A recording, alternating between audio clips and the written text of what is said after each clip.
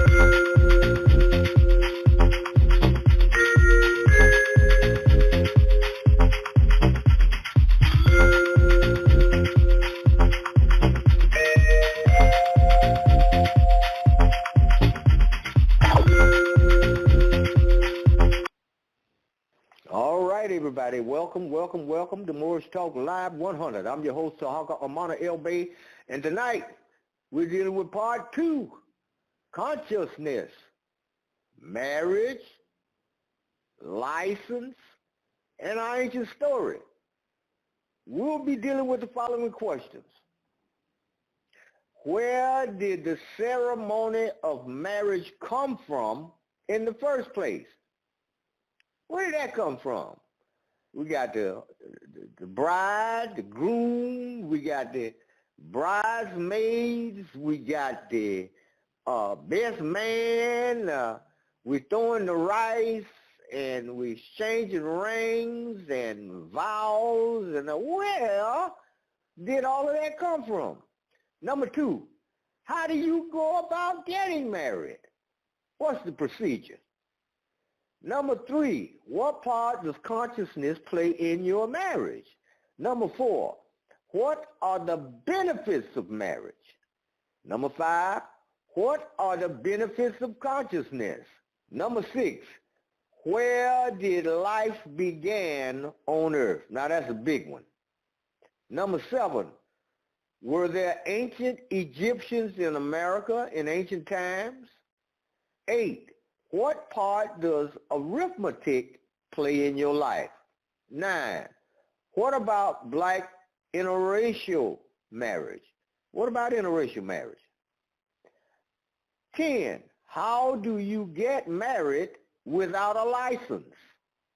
And 11, when does a so-called black man decide about marriage in the first place? These are just a few of the questions that we're going to deal with here this evening. We're going to give you plenty of time to get your paper and pencil handy because I'm going to give you a book list later on in the broadcast. I want you to write the books down, the author and the title, so you can get a hold of these books from Brother Yoel. My special guest is Brother Yoel. He's supposed to be in here tonight, and so we can chop it up a bit and make sure that when we are done with this thing, we're going to convert it into a video. It'll go up on YouTube. Go ahead and click the little box there in the right-hand corner on the screen and subscribe to my channel so you can go back and get this information, because once we put this information out, then we're going on to something else. So you want to be able to go back if you miss it, or if you're working, or if you're busy, or if you got other plans for the night, you can always go back and catch this stuff later because it's right there for you to get, okay? So we're going to go into the commercial. We'll take a little quick break. That'll give you plenty of time to get your paper and pencil and everything straight, okay? So let's greatest roll. move Let's get you down in can it. make beginning in 2022 is to move out of the public and into the private. That's how you get rid of student loans, child support, mortgages, foreclosures, and all this kind of business. Go to TarhakaDebtElimination.org. That's TarhakaDebtElimination.org. Fill out my Contact Us form by leaving your email address, and I'll rush my free report straight to your email box. Our economy is in shambles today for people who insist on living in the public. Move into the private. Make an easy transaction. Go to www.TarhakaDebtElimination.org. That's TarhakaDebtElimination.org. Fill out the Contact Us form, and I'll rush you my free report. as a secured party and creditor, can you buy a home, a car, and other items you need and want? The answer is yes, and there are documents you use to do just that. Catch my radio podcast at Blog Talk Radio. Go to tarhakadebtelimination.org. Fill out the box with your email address that say join our mailing list, and I will send you my free report. You got credit problems? Contact me at tarhakadebtelimination.org. Let's stay in honor and get into the private.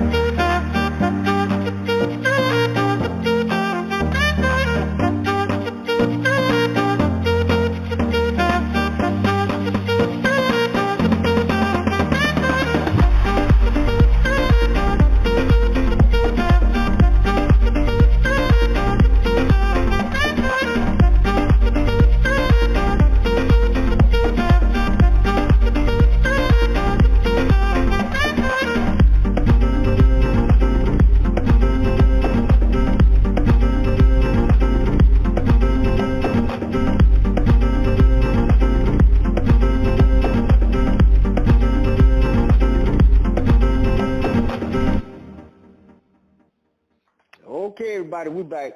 Now, let me start off by saying that later on in the broadcast, the phone lines will be open. Press 1 on your phone. That'll give me an indication that you got something to say. The number to dial into the broadcast is 515-605-9757. Press 1 on the phone. That'll let me know that you want to talk. Okay, and that'll give me an indication once you dial that number and press 1 on the phone. That'll give me an indication that I can see you got your hand raised. Now I'll open up the phone line and let you in. All right. Now keep in mind that next Sunday night at 7 p.m. Eastern Standard Time, me and Dr. Walter Williams will be on the air with the broadcast. So make sure y'all tune in to that. And I'll put the advertisement and stuff up for that broadcast. So that's the last Sunday of this month. And let's see now. That will be on the 30th of October. Myself and Dr. Walter Williams, I'm pretty sure our brother EOL will be in on that with us, okay? Now, let's deal with question number one. Where did the ceremony of marriage come from in the first place? Have you ever thought about that? Okay, we got people getting married, and the sisters, they are orchestrating the whole event. They got to get the floral arrangement, and they got to decide what church they gonna have it in, and what pastor is gonna oversee the wedding. And she wants to be in charge of getting the bridesmaids and making sure that everybody is dressed up and everybody is positioned, and the floral arrangement and the musical arrangement. All of these things have to be put in place and to orchestrate the wedding. And in a lot of cases, the brothers that are marrying these sisters, they get caught up in the shuffle, and they're looking around, and all these people is doing all these things because the wife has orchestrated the entire event. It is one of the most amazing things that you could ever see in your life. And I've been a part of one. They want you to be the best man. They want you to, with the groomsmen, you got to go out and rent a tuxedo. You got to go get some matching shoes and all of this other stuff for this marriage ceremony that's about to happen. But what I want to do is deal with, where did the ceremony of marriage come from in the first place? That's the number one question on my list. And what I'm going to do is give you a little information from a book that I have here. The title of this book is Read It Before She Does: The Black Man's Guide to Understanding the Black Woman, written by Sister Shahrazad Ali. And this is what she had to say about the ceremony. She states the following: the ceremony. There have arisen endless creative expressions of how to exchange the wedding vows, and many are quite interesting. But the standard theme contains the standard American design format. Little does the black woman know that the entire wedding ceremony was taken from the white man's history of being in the cave, which is referred to as prehistoric times. It was out of the caveman period that they devised the marriage rites, and each segment of the ceremony denotes a particular aspect of their life in the cave. It has no black cultural background in it, period. Most have seen the picture of the white caveman walking with a club over his shoulder, dragging the white woman behind him. This picture is the brunt of many jokes, suggesting that this is how the white man claimed his woman. The following definitions explain how they came to use the seemingly timeless marital rites. The ring. It is symbolic of the rope/cord or vine used to tie up the woman, the bride, in order to conquer her. And it was used to bind her wrists and ankles while kidnapping her from her tribe. This was done by the groom. The ring bearer is the man who went with the groom to steal the bride. He is the one who carried the extra rope. It took 2 to 3 men to pull this heist. The attendants. The best man was the man who went with the groom to steal the bride. The throwing of rice is symbolic of the rocks and stones the family of the bride threw after the groom when the bride screams, awakened her family, and they saw she was being taken. The honeymoon is symbolic of the cooling off period that followed the taking of the bride. The groom would take her up into the mountains of some far off place and keep her up there until she came into submission to him. Carrying over the threshold is symbolic of the groom carrying the bride into his cave, her new home. He had to carry her because she would not walk in voluntarily. The maiden of honor is the woman in the groom's tribe, usually his mother or a friend who helped the new bride adjust to and learn the ways of life in the new cave. The veil came into practice around 1500 as a form of spirituality which was designed to keep evil spirits away from the face of the bride. All right, now hold on a second, because this thing goes on here now. Wow. Okay. The bride used to throw her garter from around her thigh, also symbolic of the rope or ring used to bind her when she was kidnapped.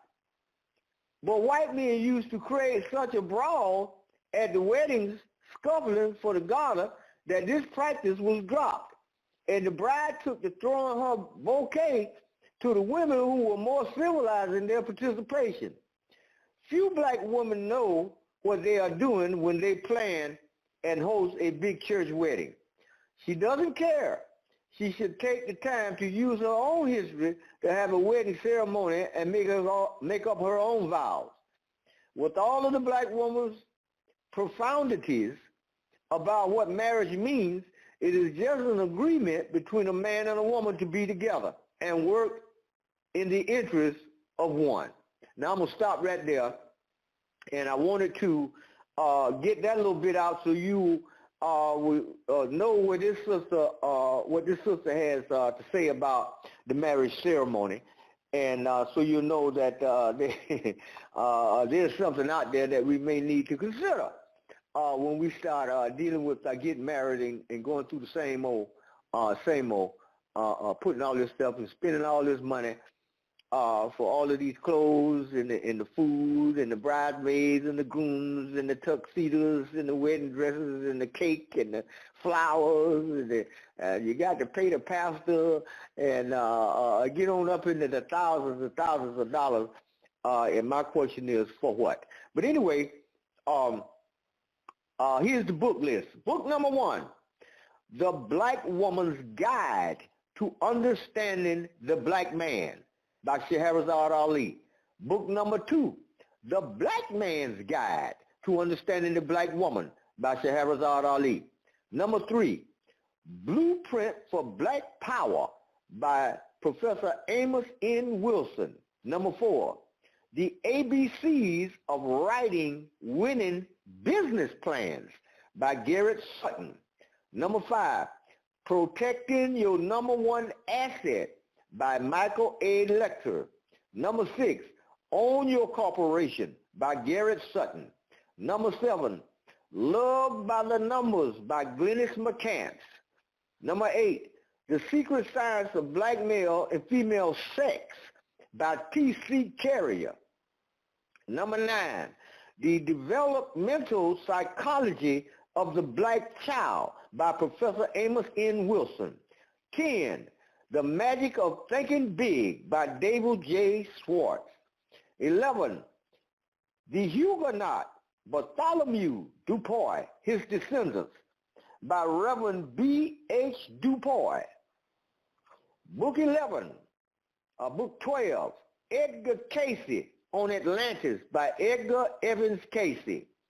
13, The Barnhart Concise Dictionary of Etymology. 14, An Etymological Dictionary of the English Language. 15, Moors and Masonry by Brother Abdullah L. Talib Mosiah Bey. And final book is 16, The Emerald Tablet of Hermes and the Kabbalion. This is the book list, and what we're going to do is we are going to post this entire book list when we convert this video, put it up on YouTube. Right down below the video, you'll see the complete book list, so you write these books down. You can call Brother Yoel and you can get these books. But I want to deal with something else right now. And because we're going to try to answer all of the questions that we have here this evening. And one of the questions is, let's see, what part of the continent,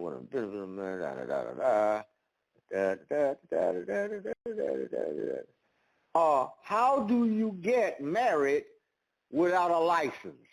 Okay, we're gonna deal with that. I'm going to run a plug on that, and when we get through with that, then I'm gonna put my 2 cent worth in it about the marriage license. Okay? And hold on here. Let me find this in business here, and we're gonna deal with this business here. Just give me a minute. Let's see. Yeah, I do with that thing. Where you at? Okay, there go the stats. I don't want the stats. Let's see. Hold on. Keep in mind the chat room is wide open. Okay? Okay, here we go. We'll be gone for 7 minutes. Y'all pay attention to what these guys are talking about here now. We'll just hold you. Me and Brother Rich. Say shalom, Brother Rich. Shalom. We're having a talk as we go into town. We're talking about a bunch of things, institutionalized Christianity, and especially this marriage license stuff. Listen, you can go out and y'all can do whatever you want, but I'm telling you right now, if you get, how did George Gordon put it? He says the marriage license is one of the most expensive and binding contracts that there is in life. Didn't he say that? Yes, he did. And I'm telling you, think about it. You can be married, but don't go get the state's license. You do that, you're going to bind yourself up to probate. You're going to mess yourself up royally.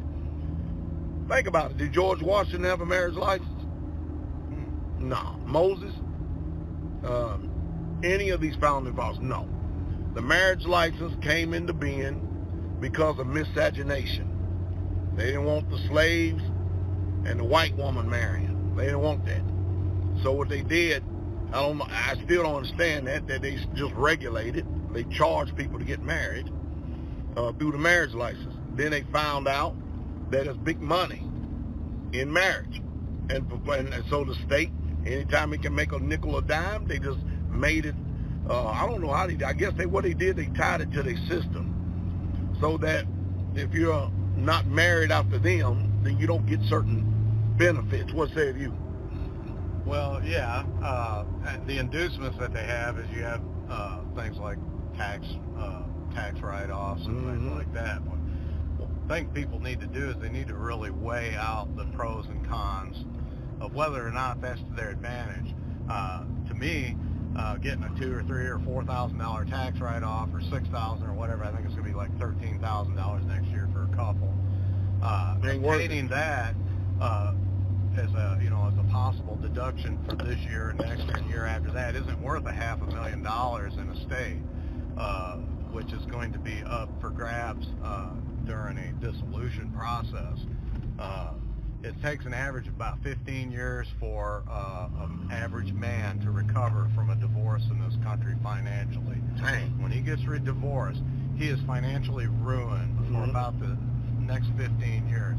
People say, well, you need to get a prenuptial agreement, things like that, but those are routinely thrown out in family law cases and really are not really worth the paper they're written on, because a judge can use his own discretion as to whether or not he's going to allow that to stand. Yeah, they'll probably say it's unfair to the woman, huh? Sure. Yeah, the woman is being pressured or coerced into signing some type of an agreement based upon her love and affection is being exploited and manipulated at the outset. You know, I mean, there's all kinds of reasons why they're going to come up with why they're going to throw these kinds of things out. So yeah, the best thing to do is to seriously draw up your own contract, make an agreement. Yeah, and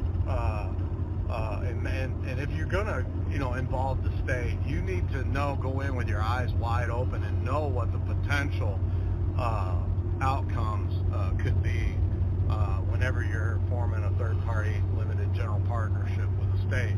Matter of fact, you better get a Super King bed at the hotel for your honeymoon to invite the judge, the court clerk, and the 2 attorneys and other agencies that are going to be involved in your life. That polygamous relationship. 30 years. Yeah. Exactly. So anyway, make sure you get a big bed. It's going to be a big party because you are marrying more than one individual. Now, see, that's wisdom right there. And people don't get it because we're so, matter of fact, Brother Rich just used another word here this morning, institutionalized.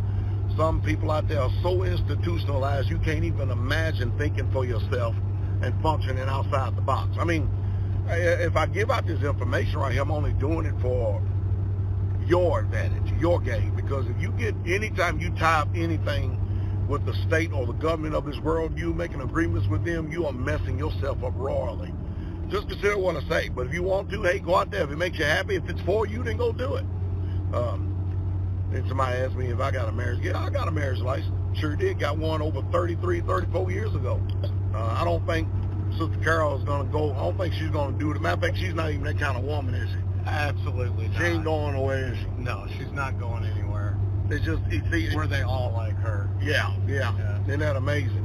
Isn't that amazing? And so, I mean, it's sickening what's going on today. You save yourself because this system is not for you. Be you a male or female, is not for you. It really ain't. And man, the value of a woman, boy, by the time she gets about 45 years old, man, her stock is plummeting, isn't it? Oh, sure. Men are interested in building their empires. Yeah. They're interested in having children. Mm-hmm. They're interested in having their seed continue on in the generations down the road. They also want that done with economic stability as well as spiritual and physical stabilities that are provided through proper instructions and following after certain moral codes. Mm-hmm. That is how a man decides to build his life and his kingdom, and in a hope that would continue on into a legacy behind him. And he's not interested in having too many other outside forces bringing pressure and influence on the decisions that he should be making freely. That's right. As a man who is created in the image of Yah. Mm-hmm. Well, I hope that these sayings are sinking deep down in your heart. At least they do. Or at least it does give you an opportunity to have another way presented to you besides the regular old dog and pony show circus that is constantly being submitted to your minds over and over again. People trying to make you think that there's no other way to do it when they only present to you that one way, and that's the only option you got. I mean, you'll take it if you're not an independent thinker. Use some self-autonomy. Use it and live by it, and you'll find yourself more free. And mind you, where the state don't have no jurisdiction, they can't regulate you. They can't regulate you. So learn and know what you're doing. There are people out here every day that are opting out of marriage with the state and just what they call so-called living together. But like I said, I think it's the 9th Amendment. It gives you the right to contract. You can make contracts and agreements and stuff, and it's binding according to the Constitution. So anyway, consider what we say. Hope you have a wonderful day. All right, we're back, ladies and gentlemen. That's a little food for thought.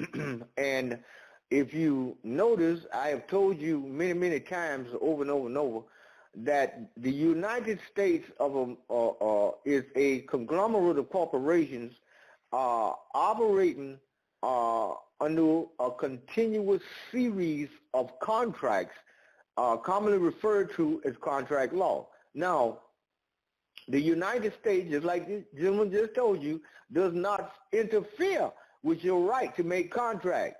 You see, when you have finally come to the conclusion that you're going to get married, first of all, the first part of this broadcast is about consciousness.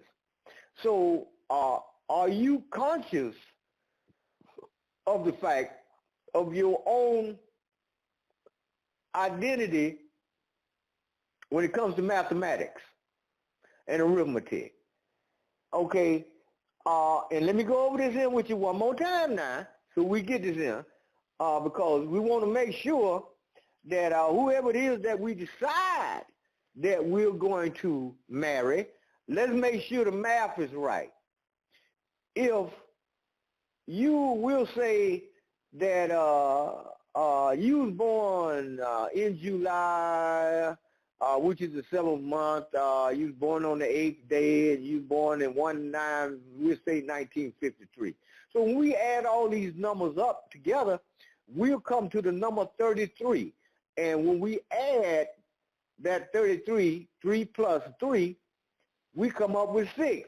So your life path number is 6.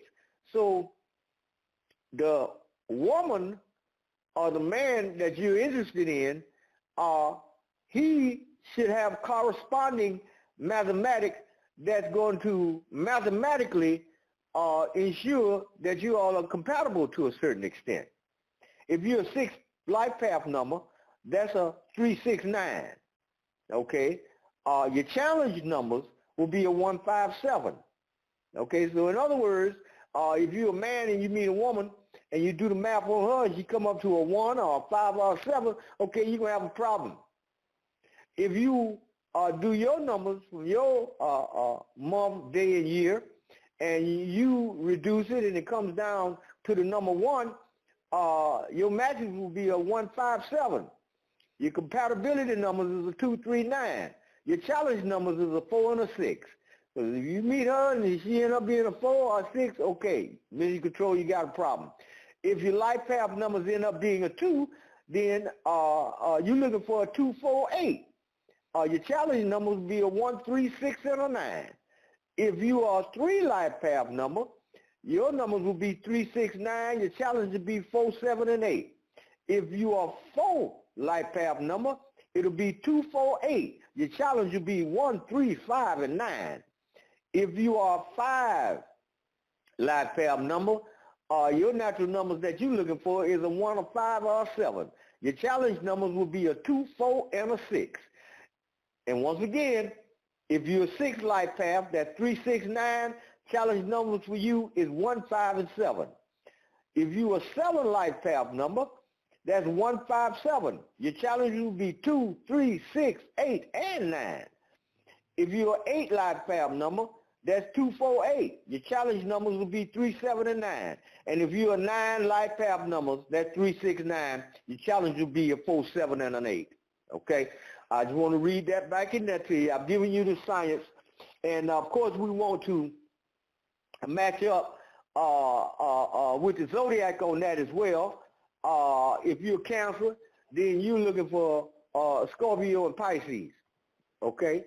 If you're born in the year of the snake, it's Oxus and Rufus for you. See, all these things that you should know, and these are your ancient sciences that you used a long time ago. It's not that you're learning this stuff, is that you have forgotten or lost the knowledge of yourself. These are things that you used a long time ago when you ruled the entire world. And these are the sciences, are just a fraction of the sciences that you use. You knew this stuff, okay? A long time ago. We're going to take a little quick break. I'm still waiting on my guests to get in here, and we'll be right back. So y'all hold on a minute. We'll be right back, okay?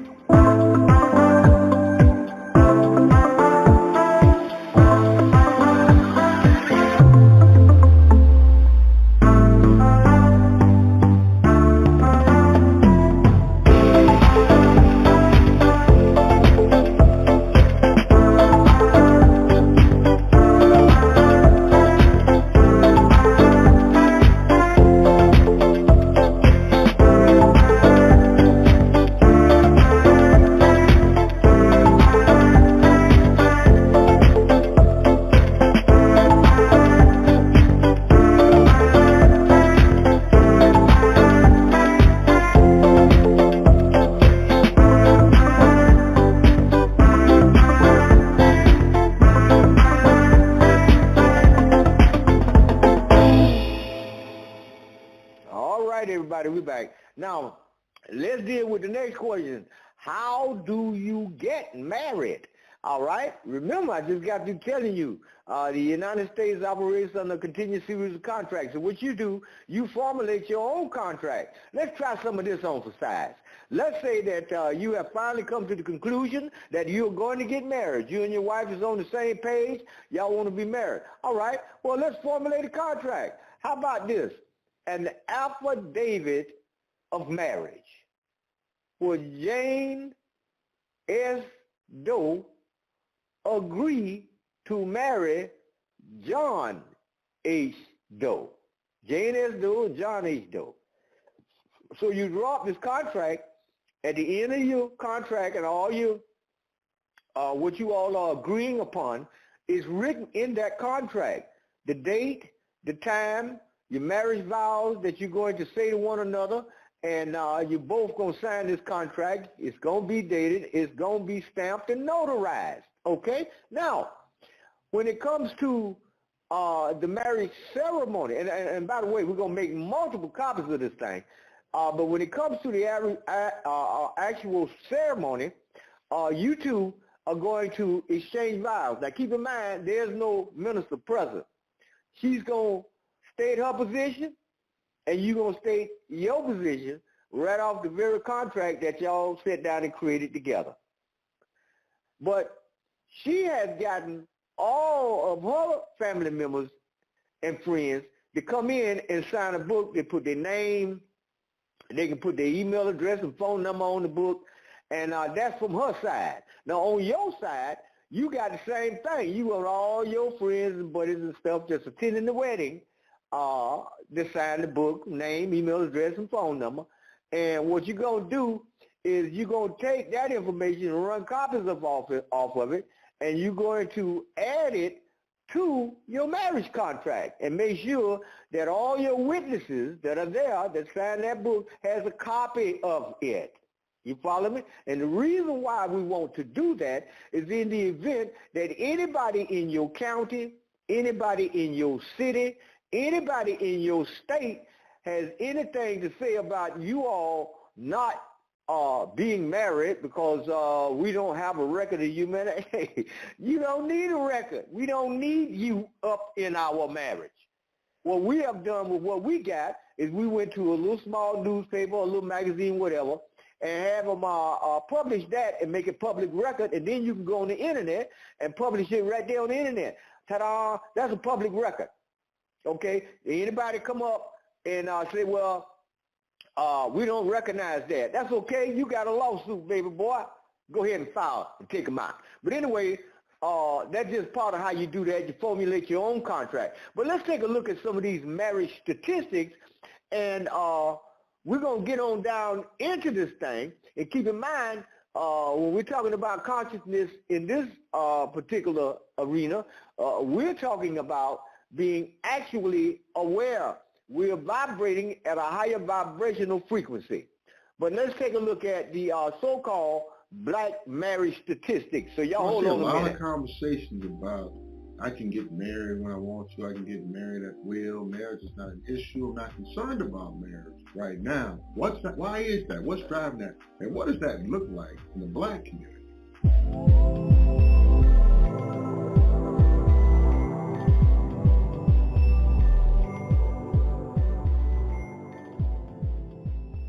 Now, one thing we can say with absolute certainty that marriage has declined. It's been on a decline over the years. Now, according to data from the U.S. Census Bureau, it's been declining across all demographics. But this decline is more evident, definitely more evident, in the black community. In 2019, only 30% of African Americans were married. Now that was compared to 48% of all Americans. So there's an 18% gap. 2019, only 30% of African Americans are married. Meanwhile, 48% of all Americans are married. Why is that so drastically different? Also, going forward in the same year, we see that half or 50% of African Americans have never been married. 2019, 50% of African Americans have never been married. and that's compared to 34% of all Americans.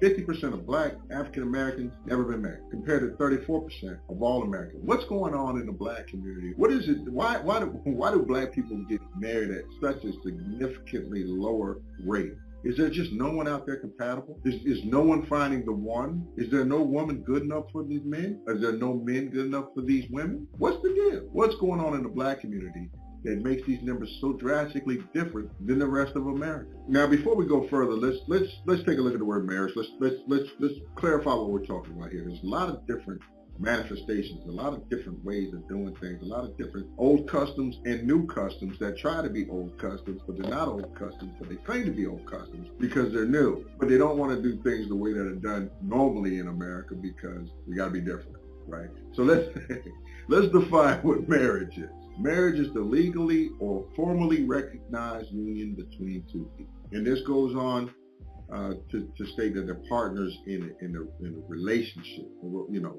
this is a personal relationship, not just two people who say let's team. They're in a personal relationships, legally and formally recognized union between the two of them. That's what a marriage is, okay? Legally and formally recognized. All right, moving forward. What is the purpose of it? Well, it establishes rights and obligations between the two spouses. Two people got married. There's certain rights and certain obligations that are established. That's where most people stop thinking about it. They think about, you know, obligation to each other. I got to do this. I got to do that. But when we say rights, we're not just talking about rights between the two of them. There's certain other rights that are established that they are privy to because they're married. And going forward, certain rights and obligations extend to their children, their parents, their in-laws. But this is what, in a nutshell, this is what marriage is. So when I say black marriage, I'm talking about the previously stated description between two people who are black, okay? So legally formalized marriage between two black people. Now, back to the numbers. First off, there's fewer black women married. Data shows that there are fewer black women who are now married, but there are more black women than black men who have been married. And that may sound confusing. You're like, wait a minute, if they're marrying each other, how is this happening? It's because more black women than black men are either divorced or widowed. And that widowed part is an important concern. It's something that usually is left out of the conversation. We think that a marriage only ends when two people just can't get along anymore. Sometimes one of them dies. And as we go up older in age and we see that women are outliving men and things like that, then more than likely, more of the men are going to be the ones that died in that relationship. So you end up with what you have. So it's a twofold thing. It's divorce, which is in large part controllable, and then there's the widow part, a little less controllable. Now, to add to that, in 2019, just under half, or 48% of black women had never been married. So in 2019, 48% of black women had never been married, which is higher than the number in 2008, when 44% of black women had never been married, which is higher than the number in 2005, when 42.7% of black women had never been married. You see the trend here? As time goes forward, more and more black women have never been married. Figure the younger women are entering that age band where they're getting counted in the statistics and they're not getting married. Why is that? What's going on? Why aren't they getting married? Is marriage a bad thing? I'm not just saying that everybody needs to get married and marriage is all great, wonderful. I'm not trying to say that. What I'm saying is that why aren't they getting married? What's contributing to that? Is it that they want to take the time and work on themselves to build themselves and their future? Is it they don't want to marry black men, or black men don't want to marry them, or what's going on? I don't know. If you know the answer to that, let me know in the comment section. That'd be great. It'd be great to hear. I'd love to know why this is happening. So this opens the door for the next question. If these are the numbers for the women, what's going on with the men? Where are the men? And what rates are these men getting married? Where are they? What's going on with them? Great question. Glad you asked. Unfortunately, that's a little too much to put into this video. I'll make another video about that because this gets a little deep. You see, I'm a man, and I love to have these man conversations. I love to have these real conversations with other men. We do this once a month in one group. We do it weekly in another group. We have these real conversations. There's a lot of factors to go in. It goes way beyond just the statistical data. We're not talking about the insights and the why. It's because I'm having conversations with these men. And I want to do a little something different there because a lot more that needs to be found into that. I don't have these conversations with women, but some of you do. Some of you are women. Fill in the blanks for me. Let me know why the numbers for the women look like they do. And if you want to kind of tag along for some of these conversations that we're having about what's going on with black men, make sure you subscribe to the channel because I'll be putting out content to that effect later on. It's going to get pretty deep. There's a lot of information to share. I welcome you to come along for the journey. But on that note, that concludes this video. And I'll see you on the next one. Peace.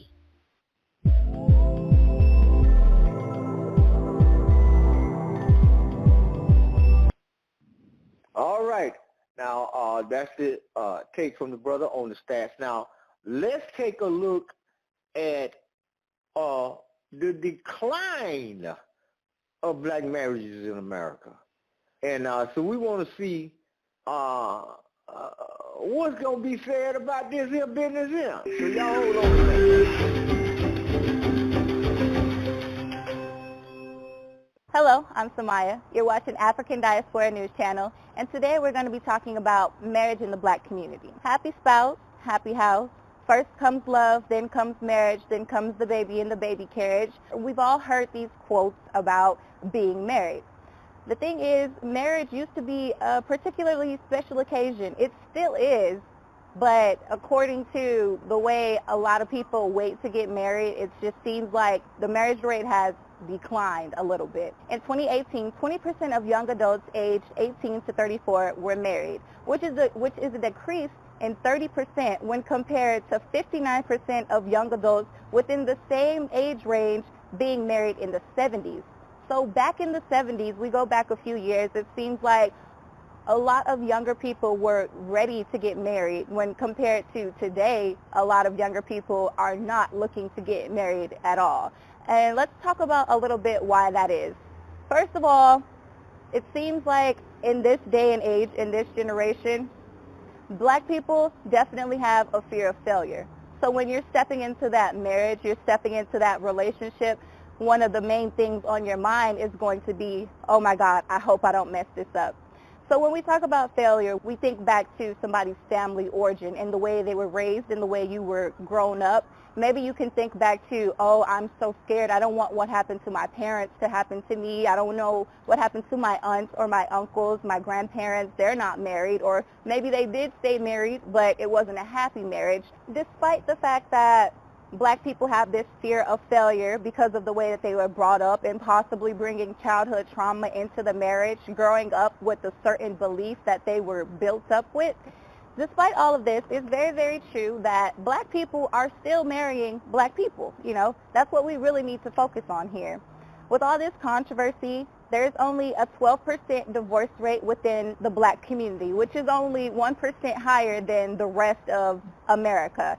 And there's also, it's kind of sad to me that 50% of black Americans are unmarried, but we're also looking at the fact that a lot of black people have that fear of failure and the lack of not really knowing what it takes to be in that sort of relationship. So that's why they hold off on marrying, or maybe they may feel like the opportunity is not for them. Maybe some people don't want to marry at all. But within all of this, it is very true. In America, it shows that 29% of the black community is actually married. So let's look at this. 93% of black women are married to black men, and 85% of black men are married to black women. So where are we getting the misconception that black people are not marrying each other? Because it's very clear that we are. Black people are marrying black people. Black women love their black men, and black men equally love their black women. So that brings us together as a community, and we're able to unite. And black marriage is something that we all need to work on. Even if you feel like you're not ready for marriage, maybe you feel like you don't want to get married, you really need to work on finding that life partner and somebody that can help you grow your own family and help ultimately grow the community and just be better and productive as a society and as a whole. I just want to point out that black women kind of feel that their odds are a little bit tougher because it shows that 35% of the college population is black Americans. And when you have 1/3 of black men incarcerated or in the judicial system, it's very hard to find that stability within a partner. So a lot of black women feel like it's harder for them, but they still don't give up. They still go out there. They still find a man because it's very, very possible And I really believe it's necessary that black women and black men, we seek each other, we look for each other, and we stand together, because that's what's going to build our community overall. No matter what anybody says about interracial marriage and all of that, black people are still marrying black people. Marriage is not something that, you know, your family should necessarily be involved in, but at the same time, it's very important thinking about your family origin and the things that you learned growing up. So we take that from what we knew as we were younger, we take that into our relationship. So you don't need your family to be a part of the relationship, but it's very, very evident that what we learn from our families is what we grow into and what we become. Me personally, my parents were married when they had me, so personally I wouldn't imagine leaving the hospital with a child and not leaving with my husband. That's something for me that's just not acceptable. I would never accept that. My parents were married when they had me, so to me that's very, very, that's a core value to me. That's my family origin. So I will not get pregnant until I am married. I will not get married until I find the correct partner. And that's something that a lot of women really need to work on and stick with, because there's the baby daddy, baby mama rate is very high. The reason that is maybe because a lot of people have so high standards. They have these high standards and they built them up, and then, you know, next thing you know, you're settling because you have this unrealistic expectation of what you expect out of somebody or something, and you settle, and that's how you end up in this position to where now I'm alone, now I'm a single parent, or however the situation may be. The lack of being a decent partner due to how you grew up and the skills that we need to maintain a healthy relationship, that's something that was not really taught within the black community. So I had a chance to talk with this married couple. They've been married for 12 years, and after 10 years of their marriage, they made the decision to go from monogamy to polyamorous relationships. When I talked to this couple, it was very interesting to me that they were able to make that decision together. In a community where infidelity is very, very common and financial stability is something that everybody looks for, this couple was able, despite the husband's family origin, because that's very important. He grew up in a family where the men cheated. He grew up in a family where he knew, okay, this is what I know. The men in this family, they cheat on their wives. So him knowing that, he had sort of a roadmap or a plan of what he didn't want to do, which made it able to change that. So a lot of people, they have the lack of representation, but that lack of representation can also be your motivation to say, I know what I'm going to do, and stick with that. So this couple here, they've been together for all these years, and they made this decision to move into a polyamorous relationship. That decision to me, it just shows that's real marriage. You make the decision to be together and you follow through with it no matter what. You don't leave each other, even though it's a challenging decision, just the fact that they stay together. That's very important. They knew that they weren't going to leave each other, and this man knew that within his family origin, that's what his family origin was, and he knew that he did not want to be like that. Healthy marriages grow healthy families. Healthy families grow healthy communities. And that's really what we need within the black community. So when we're talking about marriage in the black community, we need to just point out the fact that there is not a roadmap. There's a lack of direction on what we should be doing and what it takes to actually maintain a healthy relationship. When it comes to that, that's what we need to really look at as a community. In this generation, a lot of young adults do not want to get married. And that's simply because of the fact that what representation do we have? The representation we have is little to none. Despite the fact that black people are marrying black people, you don't see that in the media. And if you do see it in the media, it's this kind of image that's conveyed as you have to be a certain way, or you have to act a certain way, you have to look a certain way. These are the things that we are learning. So when it comes to wanting to make that decision for ourselves as young adults, it's very, very hard to commit. It's very hard to sit down and say, I'm going to make this decision. I know what it takes, because we don't have that guidance. We don't have that direction. So that's partially why 50% of the black community is unmarried. You know, we really need to work on that as a community, stepping it up and representing ourselves as people who do want to marry, someone that can be in a marriage. Maybe just look a little bit deeper into what it takes to successfully maintain a marriage, because it's a lot more than just being with someone you're attracted to. You have to be with someone you like. You have to be with someone you can grow with. You have to be with someone you can trust. And I'm not saying just build up this list of expectations that someone may never amount to, but you have to know what you want. You have to know what you accept. You have to know what you're capable of giving. And a lot of people don't know that simply because of the fact that we were not taught. We don't have a roadmap. There's a lack of representation. I'm Samaya. You've been watching African Diaspora News Channel. Make sure to like, comment, and subscribe. If you enjoyed the show, make sure you support us by becoming a YouTube channel member. Join us on Patreon, and we also have Cash App. All of the links will be down below in the pinned comment. Okay, there you have from the sister. Now, what we're going to do is, before we hear from the brothers again, because what we want to do is we want to give them a chance in a group to let us know what you really think. What's really on your mind when it comes to the partner that you're going to choose or what you're going to be with. I have some questions for my guests when they arrive. Keep in mind, the number to dial into the broadcast is 515-605-9757. You press 1 on the phone. That'll give me an indication you got something to say. And I'm right here to try to answer your questions as best as I can. But let's go back and deal with the historicity of this thing. And after we do that, then we'll come back and we'll hear what the brothers got to say about this stuff. Okay? All right. So let's deal with this here. We'll only be gone for a few minutes, and we'll be right back. So y'all hold on a minute. Black history they don't want you to know. The origin of the marriage license.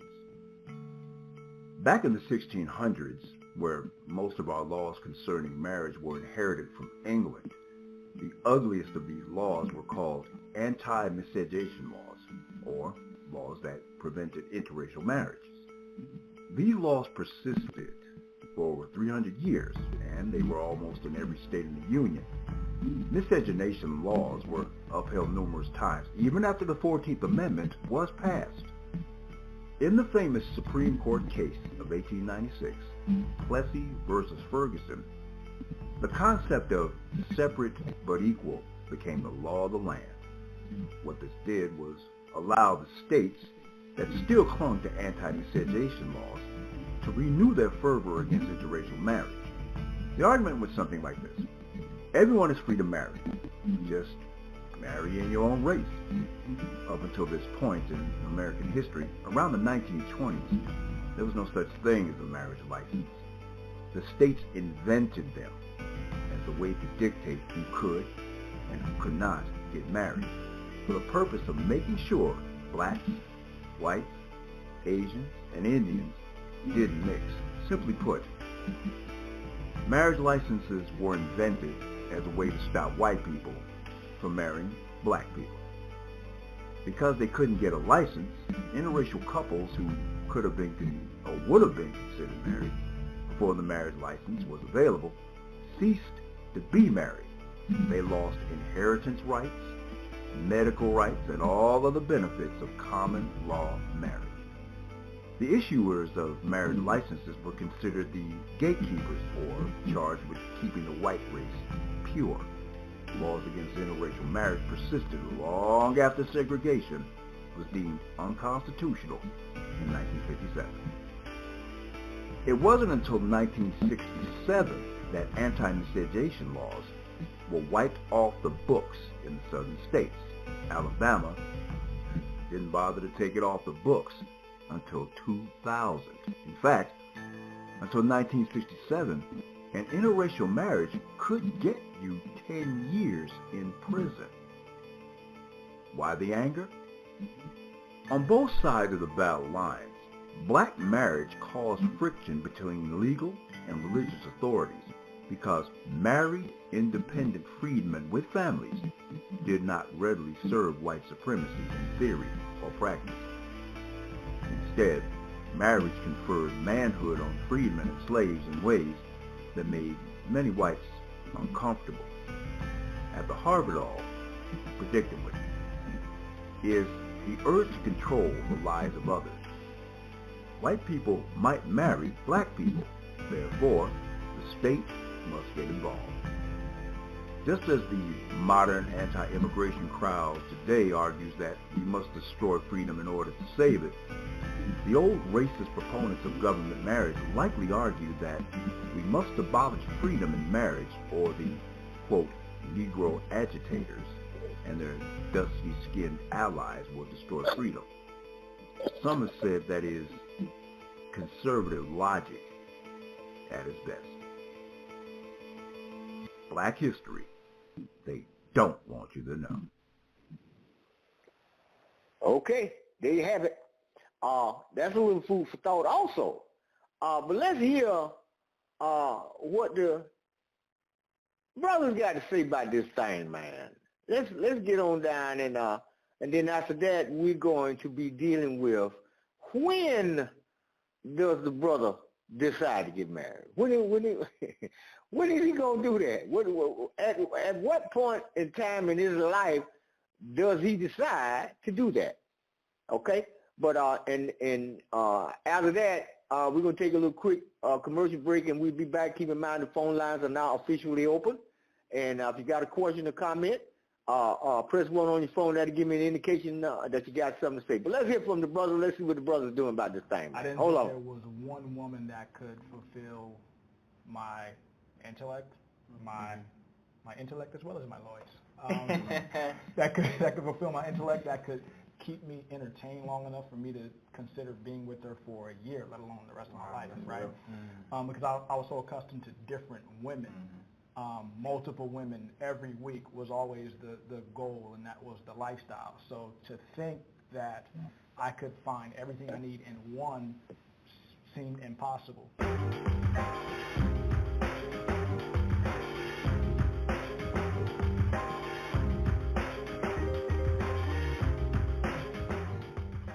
Did you always know you wanted to be married, since you guys are already happily married with children now? And do you guys want to get married? You think that person's out there for you? And so, who do we start with? I'll jump in. Okay, right, excited. I always knew I wanted to get married. Why? My father lived 5 minutes away from me. I never knew him. And so How did you know he lived 5 minutes away? Because my mom we would pass by the house, and we're like, that's where your father stays. Wow. And so unity, fatherhood is something. I used to raise my hand in school when they said, what do you want to be when you grow up? I'll be like, I want to be a father. Wow. I remember the homie used to be like, you can do that right now, homie. You can just not like that. Wow. So I knew I wanted to, one, be a father, even before I knew I wanted marriage. I was shooting for fatherhood before I was even shooting for marriage. But I knew that all went in line for me.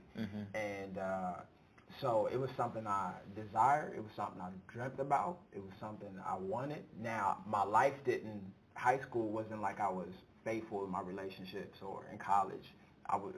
So I didn't understand what it took to do it, but I knew that was the end goal. Gotcha. So yeah, I always desired marriage, desired a family, and desired fatherhood. And how does it feel? It's like,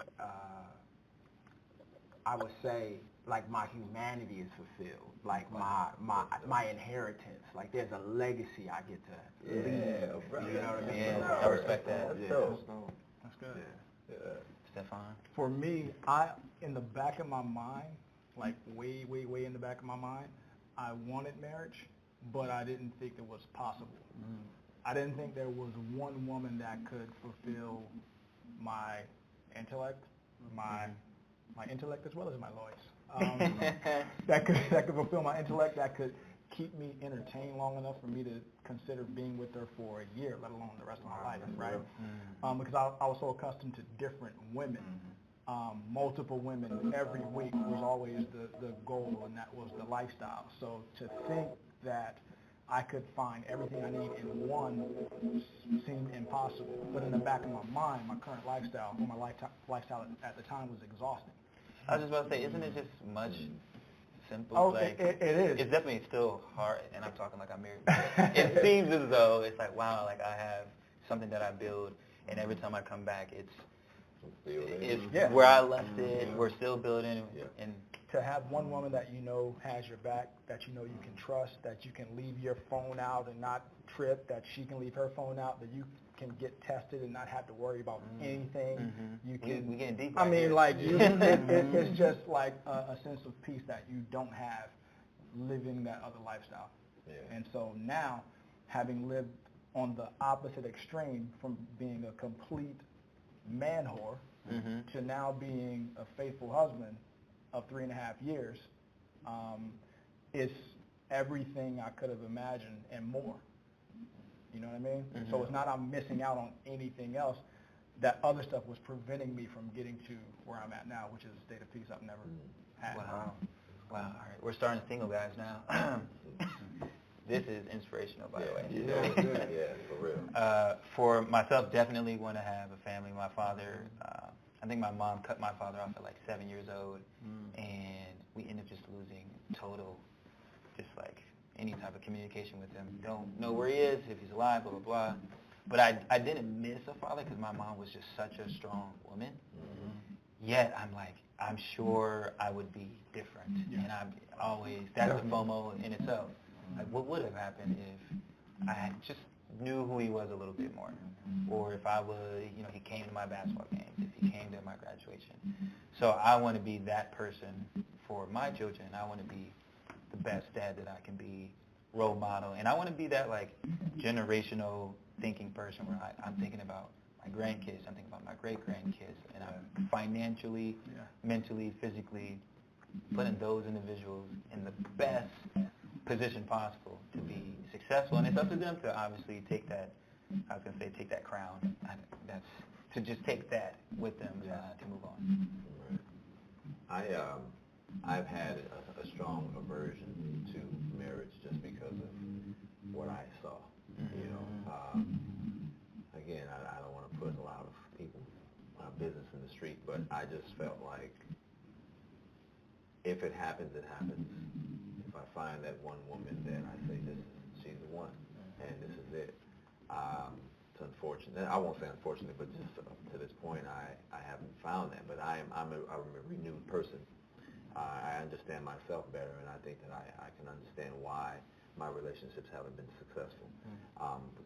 For one, because I thought that they couldn't be because of maybe I thought that I'm cursed, or it just wasn't for me. But doing the reevaluations and self-realizations and things like that, I know that eventually one day I don't want to be the old dude at the club. Baby girl, hey, that is not the look. Come on, you ain't been dressing like the young people no more, man. And I don't want to be that, but I want to make sure that with all of the decisions that I made in my life, whether they be, favorable or not, that if I do decide to commit to one woman, that there has to be a set of things, I would call it, that fall in line, because I know exactly who I am more now, and especially through the pain that I've dealt with and the frustrations. I've been on that side. I know what to look out for now. So I know what makes me tick. I know what makes me get ticked off. And I have yet to find that one woman where I say, this is it, but I don't have an aversion to finding that. It's just that I did, but now I don't have that aversion, but I am not looking to get married. But if it comes up and I say, I'm going to lock this down, which I think would be, she's going to be an incredible woman to be able to embrace who Timon Kyle Durrett is, because of all of the things that have made me who I am now. And I'm going to need that understanding and that compassion and that empathy and sympathy, and I want to give that too, because I know that the energy that I was giving off was that of negativity and pain and lack and frustration and anger, and all that stuff can brood and become this seething cauldron of hatred of not just the world but yourself. You have this self-loathing that causes your an involuntary demise of who you're supposed to be, and I've worked through that valley.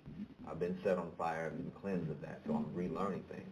So I don't have, like, again, I don't have that disdain for marriage because of what I've seen, because that is not, I can change my legacy. I can change what it is. Yeah.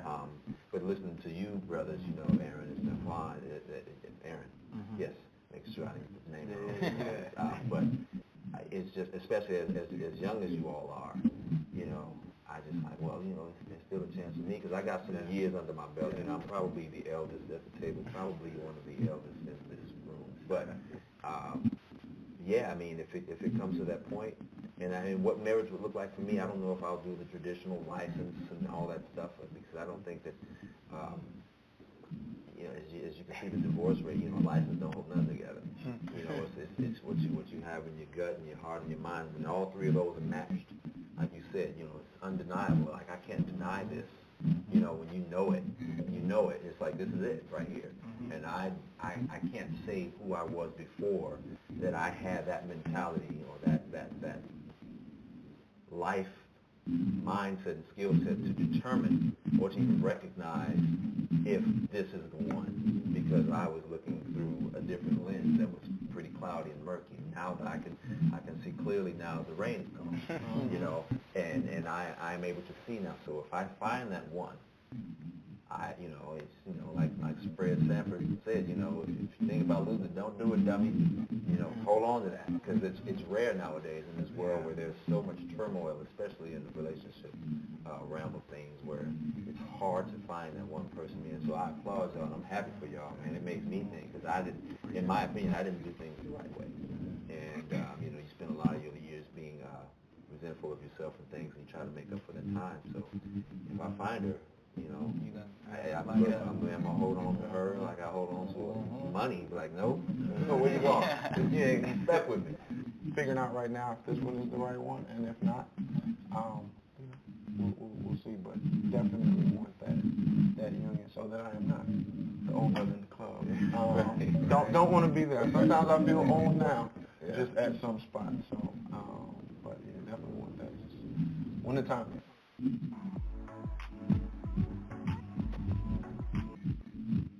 All right, there you have it, with the brothers, the ups and downs, and what they had to say about this thing.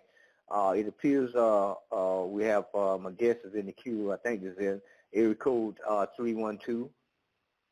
Area code 312, you're on the air. Tell us who you are, where you're calling from. 312, are you there, 312? Okay. But anyway, I see you got your hand raised and stuff, so I will come back because I have something else to explain. And what I want to explain to you is when we was talking about how to get married, and I used the term affidavit and creating your own contract and stuff. Why an affidavit opposed to just a letter of marriage? It is because an unrebutted or contested affidavit stands as truth.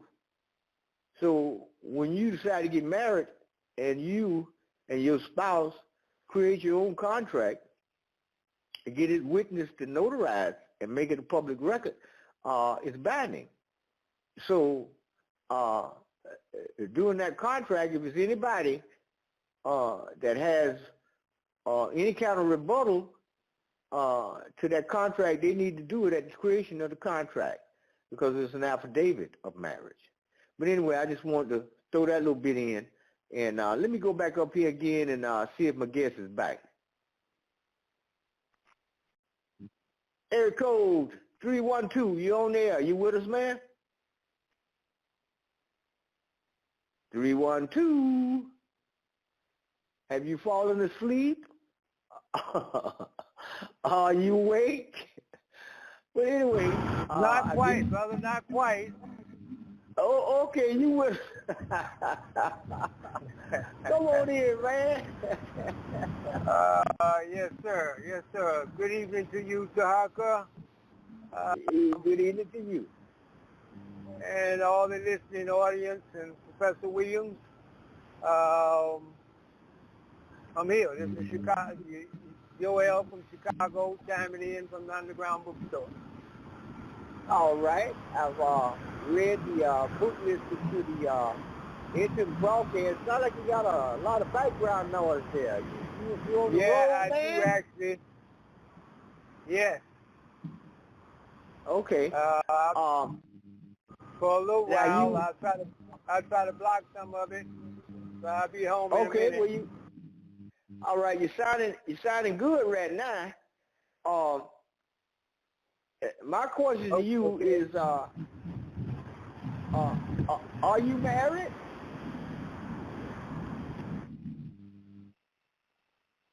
Are you a married man? man? I am not. No, sir. Okay. If you're not a married man, and if you plan on getting married one day? Yes. All right. Well, my question to you is, could you paint the picture for us of what you will be expecting from your woman? What will you expect? I don't know. They say I was told not to put expectations on an individual because they won't do nothing but disappoint you. Okay. First thing. But now what I primarily would, I guess, some of the basics that I would probably like to expect. Okay. One is that communication, all the little ingredients that make a relationship, communication, trust, respect, what else? Trust, respect, communication, and all of that. But somebody who also has who can support me in what I'm endeavor that I'm in, particularly in the struggle right now. I don't want to have to be talking about my enemy and they saying love my enemy at the same time. You know, so I don't want it to be a conflict there. They need to be understand that I got to do what I got to do, and they can look at it as loving my enemy if they want, but I'm looking at it as loving me more that I would destroy me. So that's kind of what I expect. All right. You know, when you're in a relationship, whether you are married or not, a lot of times you have to ask the question, well, wait a minute. Am I a priority in your life? Or if not, what is? You ever wondered about that or ran into that before? No, I haven't. Really? Okay. Well, I have during my lifetime, and I had to ask the question, well, wait a minute. It appears that something else or everything else is a priority, and I come second. I've been in that position before, and I was wondering if there's other people out there that have actually been in that position. And so I wanted to get that out there and find out. Let me ask this question. Go ahead. Okay. Find out. Since you said that, let me ask this one then. Since you have to ask that question, did that individual have children already? Well, yeah. Okay, so I can see where that would be asked, because sometimes they put their children before you, and that's why some men may ask that question. Well, I have to agree with you 100%. As far as I'm concerned, a woman with children, her children is always her number one priority. But what is it when you are dealing with a woman that doesn't have children and there's a priority that supersedes you? And let me give you a case in point. Okay, I was married. Didn't stay married long, but I told my wife, I said, look, I'm going to run this by you, and you let me know what you think. I said, out here where we at, we have real estate in abundance. I say, you going to work on your job, and I'm going to work on my job. Why don't we put our pennies together and buy up some of this in real estate, and that way we don't have to work for nobody else no more in life. She thought it was a wonderful idea. And I said, well, the first thing we're going to need to do before we even deal with this is we're going to have to learn everything we can possibly learn about real estate. She said, I agree with you 100%. So we got together about $950, and we bought a real estate course, the best on the market, the best that money could buy. And I said, I tell you what, you take half and I take half. You just study that part right there, and I'm going to study this part right there. She told me, well, I don't want to study this real estate because I'm trying to move up on my job. I say, what? I'm looking out for my career. Your career. Now, keep in mind, her job sent her out of Texas to New York, New York to Chicago, Chicago to Los Angeles, and all over America, training people how to make money for somebody else. And she get a paycheck every week. And I said, well, wait a minute. I said, we done took $950 to invest in freedom where you can go to New York, Chicago, Detroit, Memphis, Texas, Tennessee, Los Angeles, Miami, Florida Keys, London, England, Britain, Spain, anywhere you want to go on the planet. And you're telling me that, well, this is a priority. I say, what? My job is a priority. I knew I was in trouble. I got an entire Hume Publishing real estate course and an added bonus that go along with the course to show you how to take the real estate and use it on the stock market. So we're talking about $75,000 to $100,000 a month income. And she telling me about a job and moving up on a job. I knew I was in trouble. Because this is some serious business, man. And I mean, she wasn't about to budge on it. She said, I don't have an interest in real estate. Because I'm looking, they supposed to give me a promotion.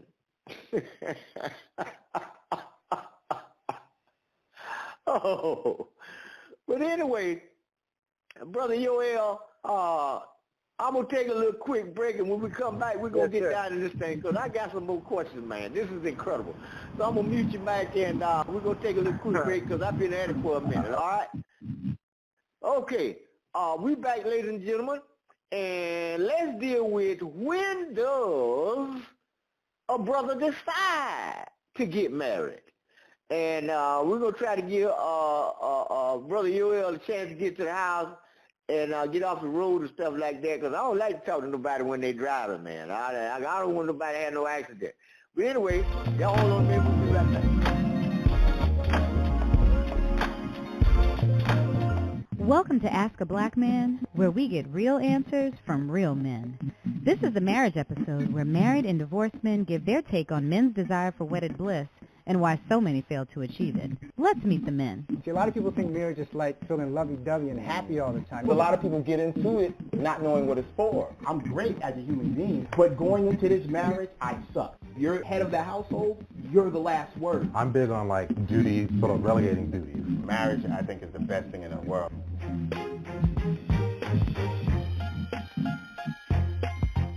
So how do we feel about the divorce rate? I don't feel it's high enough then. Good God. It's not high enough. If people are in these terrible, raggedy relationships, they need to get out. Because a lot of people get into it not knowing what it's for.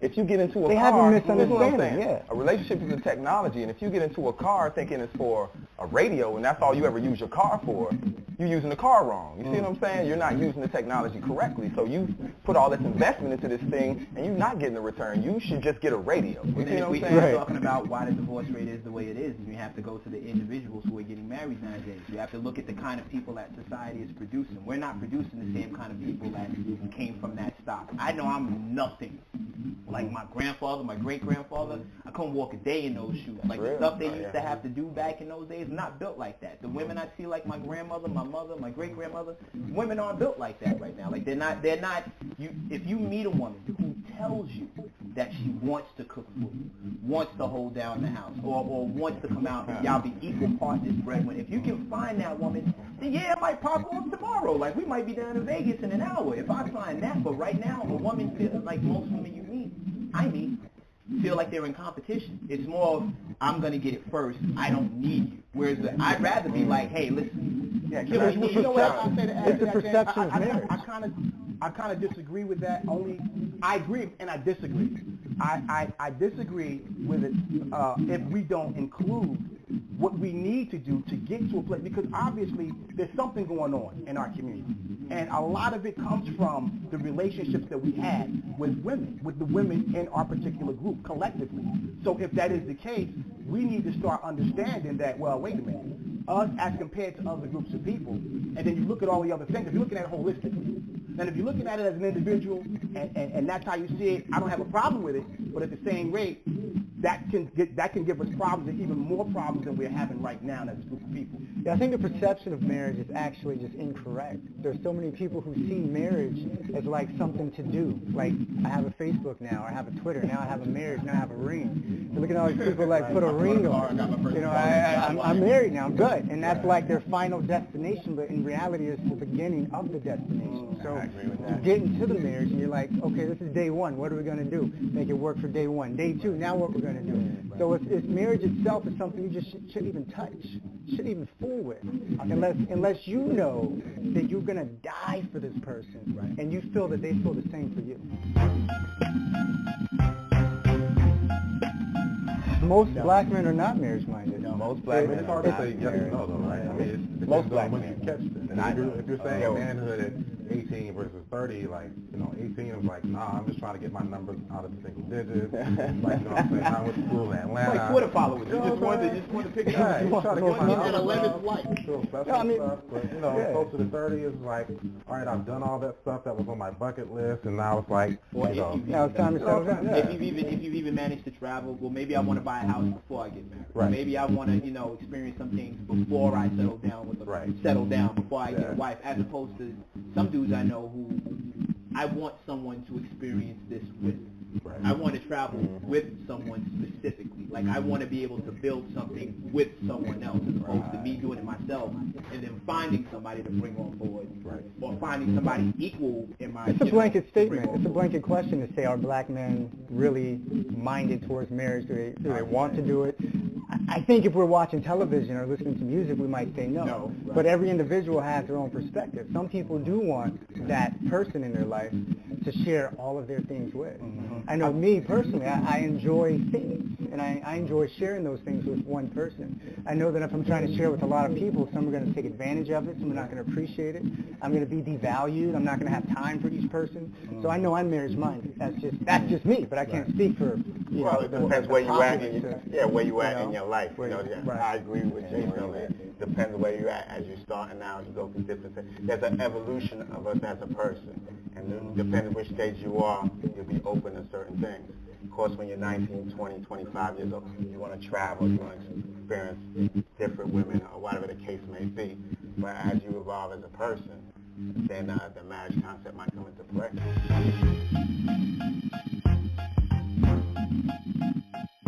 Like at the end of the day, if you're head of the household, you're the last word.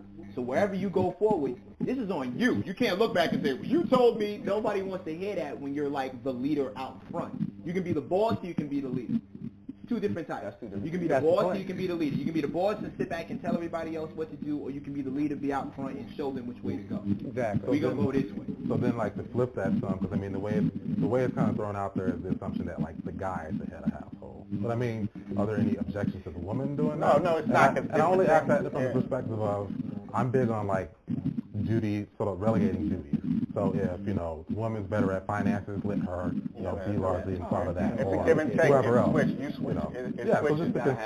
She'll take the lead where area she's strong at and you fall back. And especially these days, like, women are doing so much more than us. Like, you know, at this point, we're trying to catch up with them, especially if you're, like, with a black woman. As a man, first things first, you shouldn't even get married if you don't know yourself well enough to do that kind of stuff. That's number one. Number two, if you're insecure around your own wife to the point where if she knows a little bit more than you, or she can do some things you can't do, and that makes you feel some kind of way, you haven't finished maturing as a man. You don't know yourself as a man. You shouldn't be married at all. It's not going to forget marriage. It's not going to work out for you in any aspect of your life, because women are everywhere. There's no getting away from them and all the good they're doing in society. So if you are insecure behind what a woman does and you're comparing that back to you, that's a problem, especially if it's your wife, because y'all on the same team. I look at head of household like if you're taking a car trip with somebody, one person has to drive. That doesn't even necessarily mean they decided where you're going. Right. I feel like there's a head and a heart, and both are necessary, or else you dead and dumb. You know what I'm saying? So I say one person needs to have the heart who really decides what's going to happen, and the head figures out how to make it happen. So like, let me drive. Don't grab the wheel. Get the radio right, hook me up with a drink and a sandwich, you know what I'm saying? Which is important, right? Like, neither one are more important than the other, I feel like. But somebody has to drive, and if both people are trying to grab the wheel, that's a crash waiting to happen.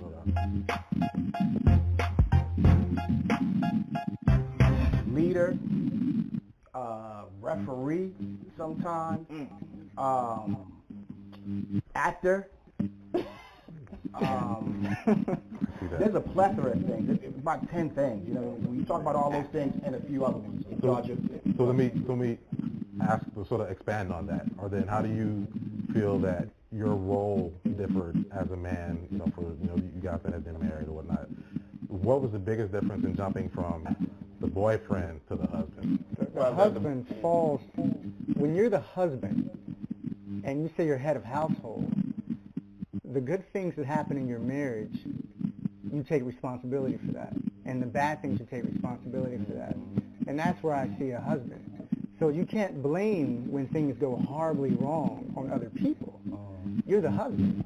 So things that start or enter the house, it's on you. Things that exit the house, it's on you. And that's when we say we're in charge. Being in charge is not telling people what to do. It's actually taking responsibility for the good and the bad in the relationship. And that's what a husband is. The game changer in life is as soon as you care for someone more than you care for yourself. There you go. And then the transition, I mean, seamlessly, but it's not work. It's something you want to do. So as a husband, like you say, you're taking responsibility. I'm taking responsibility for financial. I take the responsibility for the emotional support. You know, you're just accepting the responsibility. All right, seems like we got a little technical difficulties there. I see another caller with his hand raised at area code 612. I'm opening up the phone line. 612, you're on the air. Tell us who you are, where you're calling from, what's your question or comment? Yes, sir. My name is Mike. I'm calling from PA. Just want to thank you, first of all, for taking my call. And my comment was that we see that marriage obviously has a great function for society. And this is why all these cultures around the world, regardless of what religion or what part of the world you go to, saw the value in marriage. And the value of marriage is creating stable families for children to grow up in. And now you see today in America where marriage is completely broken down, women through divorce, or people living outside of wedlock, and all these kids being born out of wedlock. You see the effect it's having on society and how society is breaking apart all around us. And we see statistics that show that when children are born or raised in a single family parent household, especially if you're a single mother, they are more likely to drop out of school, end up in jail, end up in poverty, and a whole host of other issues, especially personally and emotionally. And so we see that the benefit of it was there. But unfortunately today people don't see the wisdom of what people knew in the past. And that's why I see society in America like it is now. Okay. Where you calling from, brother? PA. PA. Is that Pennsylvania? Yeah. Oh, okay. All right. So, are you married? Yes, sir. Okay. And how long have you been married? Since 2011. Sound like we got a little problem here. Sound like we breaking up for some reason or another. I don't know why. I can't understand this business to save my life. Why? Why? No, I said 2011. Is it clear now? I hear you, but you still sound like you're kind of breaking up. Okay, what about anyway, now? Is it better now? Yeah. Okay.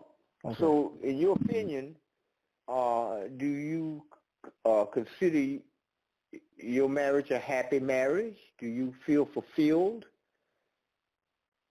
Yeah, I do, but even if I wasn't, that's not the reason for the marriage. It's not for me to be happy or fulfilled. Okay. And you and your wife on the same page? Yeah. Okay.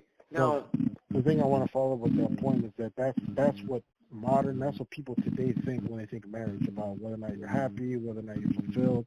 And that's why so many women try to get divorces, because they treat the marriage like that. The purpose of the marriage is to have a functioning family. So, for example, if you have children, it's all about the children and giving them a stable home. Hold on a second, brother. Hold on a second. What I'm going to do is I'm going to mute your mic, and I'm going to go out and dial back into the broadcast. I'm going to try that. Mute your mic.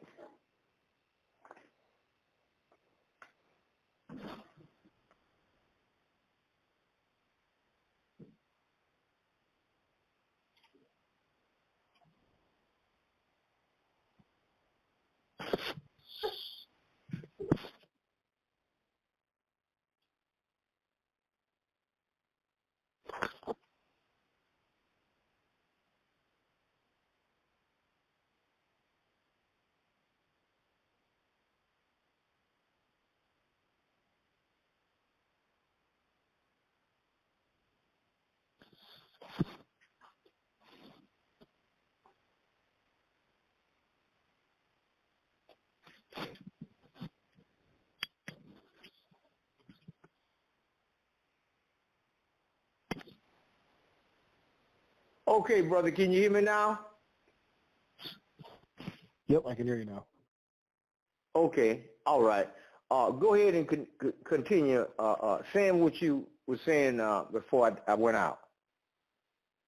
Yeah, no, I was just saying the reason, for example, you got so much divorce now in America, especially from the women's perspective, is that people view their marriage relationship on the basis of whether they're happy or fulfilled, which if you go back in the day, especially prior to like the 1960s, people understood that the purpose of the marriage was for the family and for the children. And so even when people weren't happy, they stuck together out of duty for the benefit of the family.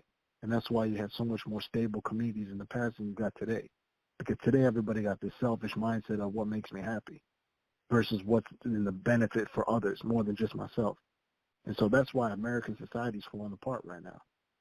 I mean, if you look around every city, what do you see? You see a bunch of kids that were raised in single mother homes that are acting a fool in these streets and doing all kind of craziness. I mean, look what's going on.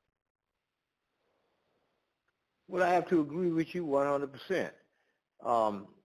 my position is it took me a long time to learn, and my best teachers were women, and I had to come to the conclusion that I had to eventually just deal with the man in the mirror, and that's what I end up doing. I learned how to recognize things because I would always lay my cards on the table. I had a sister. I asked her one time. I said, "Look, I said this is what I'm finna do for you.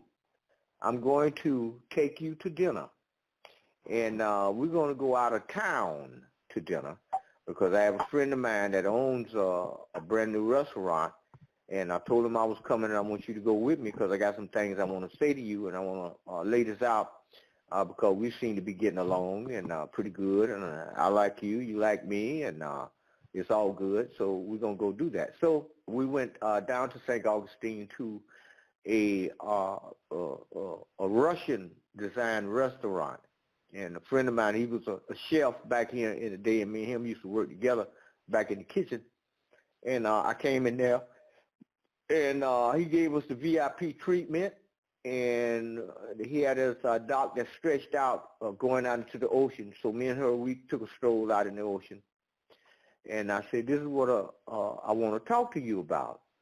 I said, "My dreams and goals and plans are colossal in scope." I say, "I'm very ambitious." I say, "What I want is a bare minimum of, to earn a bare minimum of $50,000 a month." And I say, "I got plans in order to do just that, and I wanted to get you out here to talk to you and let you know where I'm at, so I can determine if we're on the same page now." He said, "Okay, how you going to plan on doing that?" I said, "Well, first thing," I said, "I've learned about real estate." I said, "But I'm really, very much interested in dealing with investing in the stock market. And I learned how to do that very safely at a bare minimum of loss. And I've come up with a plan that it'll generate probably about $15,000 to $20,000 starting off per month. But what I want to know from you is where you at? What, what's your goals and visions and stuff?"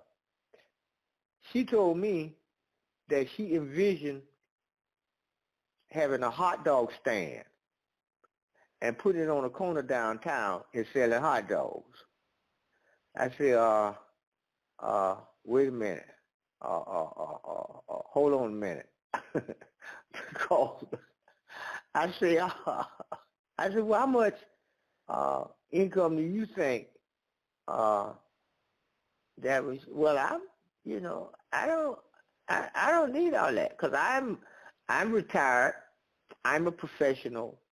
I have a career, and I do all right, but I really would like to have the hot dog stand. And I said, well, what about travel? Oh, I love to travel. I said, where you want to travel? I want to go to England. I said, wait a minute. Would you like to see Africa? No, they got mosquitoes. I said, okay. And England ain't. But anyway, I come to the conclusion that I'm maybe resonating at a too high vibrational frequency in dealing with this particular sister here and her dreams. And I never could shake her away from that hot dog stand downtown, standing on the corner selling hot dogs. And she thought the stock market was a fantastic idea, but she was scared of that. I said, okay. But what's your take on that, man? I mean, so for example, like let's say you approach a woman, what do you want like a wife and kids, or like what are you actually looking for exactly? Well, she asked me to marry her. No, I'm not talking about what she wants. I'm talking about what you want. Like, what are you looking for in a woman? What I'm looking for in a woman?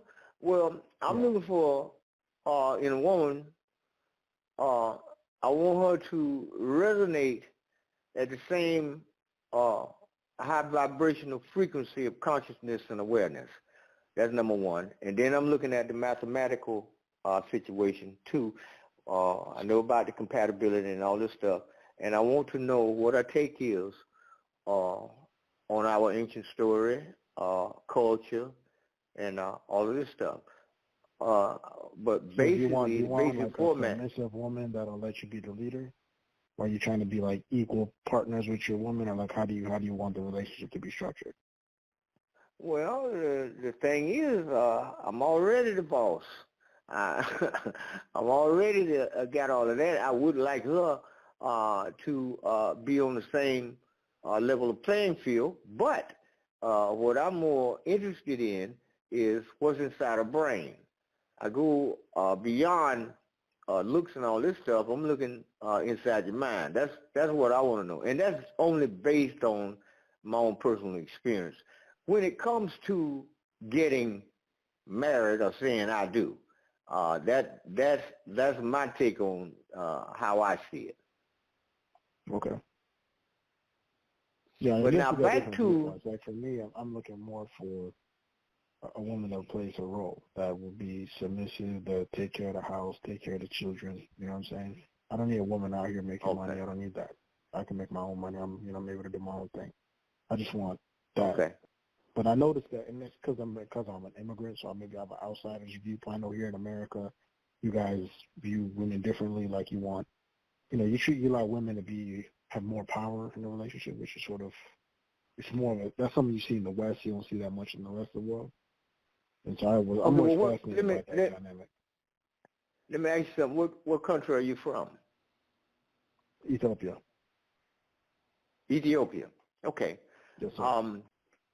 I guess you pretty much right about what you just said, because here I'm original and indigenous to this land. I've always been here. Did not come from Africa, and we're having a hard time getting a lot of people to understand that, because in their minds they're thinking, well, you had to come from somewhere. No, we didn't. We've always been here. But anyway, you're Native what American? I'm going to do. Huh? Oh, you mean you're Native American? No. We was here before they got here. We were the ones that built. No, I'm not a native. I'm original, absolutely indigenous. We've always been here. This is our land. We didn't come from someplace. I'm talking about the people that now we do have Native Americans. They came here from the mountains of Palestine. It was the Polynesians brought them here on the boat. We can prove that, put that out there. And the only reason I'm saying the things that I'm saying is because this is what I can prove. It's not enough for me to put facts on the table. I have to attach the truth to the facts. But hold on 1 second, and we can get down in this. Hold on. Let me bring my guest back in. I'm going to mute your mic, and I'll bring my guest back in, and then I'm going to bring you in. Hold on a minute. Okay. Brother Yoel, are you still with us, man? Yes, sir. I'm here. Are you at the house? Good, man. I'm glad you ain't in that car. All right, let me open up the brother's line back up here, because we're having a very interesting conversation. He's from, he says he's originally from Ethiopia, and I'm pretty sure he's inside the United States. He have a very happy marriage. And so, brother, your line is back open now at area code 612. Do you, in your marriage, have you introduced your wife to your Ethiopian culture and customs? And if so, how does she feel about that? No, she's from the same country. Oh, she's from Ethiopia. Yeah. Okay, all right. So y'all on the same page. So, right. What you think about America? You like it over here? I mean, the country is great. There's a lot of opportunities, a lot of freedom. I appreciate that. And let's help my family. But the culture here is so weird. Like, because the way the culture was in America, let's say in the 90s and early 2000s, it was cool, right? It was not that different from other parts of the world. But now, it's going completely to the left. It's going crazy. Like the way they're talking with this whole LGBT thing and gender fluidity, and men can become women and women can become men, and now you got women out here trying to act like they're men. And I see in people's relationships too, when like the women are in control, the women take the leadership role, and like the men let the women walk all over them, and it's weird. It's a weird culture, because like in the rest of the world, it's not like that. Like the rest of the world, like in Africa, for example, most of Africa, homosexuality is illegal. It's a crime. You go to jail for it. But here, it's like homosexuality. And they'll kill you too, won't they? Oh, no doubt. Absolutely. But here, it's like, bro, y'all celebrate homosexuality. You got like a whole month where everywhere you go, all you see these rainbow flags. You got all these parades. I've never seen anything like this. That's the part that throws me off. It's like, man, I mean, it's like the homosexuals took over. Like they seem to got the most power in America right now, where you can't say nothing about that. You know, for me, I don't even call them LGBT. I call them the Rainbow Mafia, because that's the way they seem to operate in America, where it's like they're shaking down corporations, they're like getting money from everybody. It's crazy. Yeah, well, I have to agree with you 100%. And this has a very devastating effect. Long before it happened, I dealt with some extensive research on cultures and what happened to these cultures as a result of allowing homosexuality to flourish in these cultures. I think one of them was a certain part of Greece that decided that we're going to just do the whole thing any kind of way we want to do it. We just gonna do this in but that culture, the entire culture collapsed. And I never forget that. I forgot what book it was in, but I had studied that a long time ago.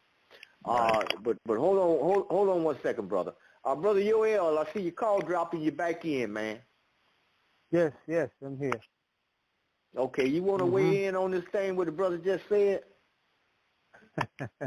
Well, what can I say? But he just told the truth. That's all I can say. Okay. But you're right, and it has. But you know, I will add to what he said, and that is that what you're saying, what you're talking about, brother, was a plan to do that way back. I think maybe almost 40 years ago. I remember a book written by Nathan and Julia Hare called The Coming Extinction of the Black Family. And in that book,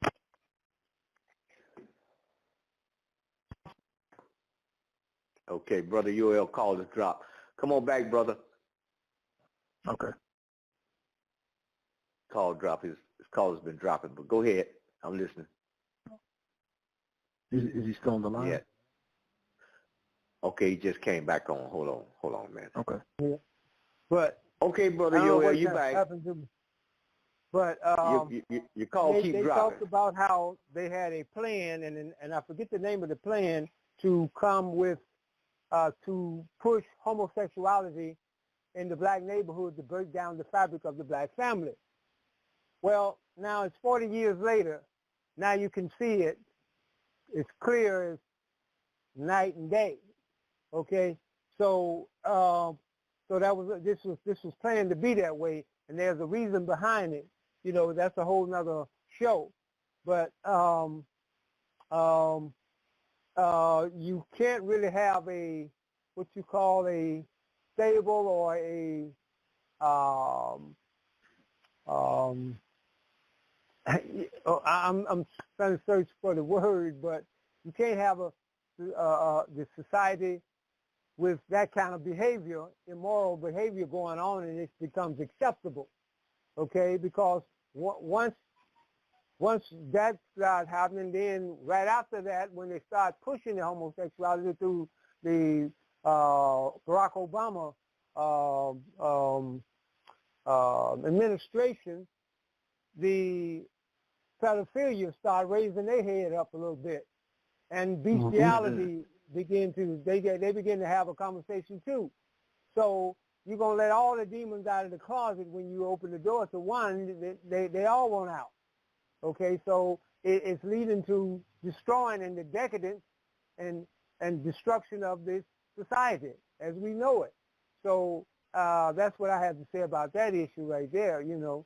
So, but it's interesting that, you know, the brother has he said culture. We have none, bro. We ain't got. It's like it's our thing to do what you want to do kind of thing here. So we have no culture like that. Okay. Not as it.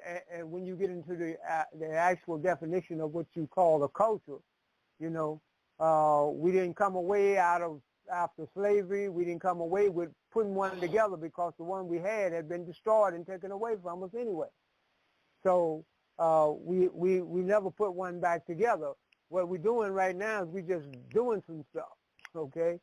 For those who have somewhat civil in their attitudes, they're trying their best to be the best that they can be, you know.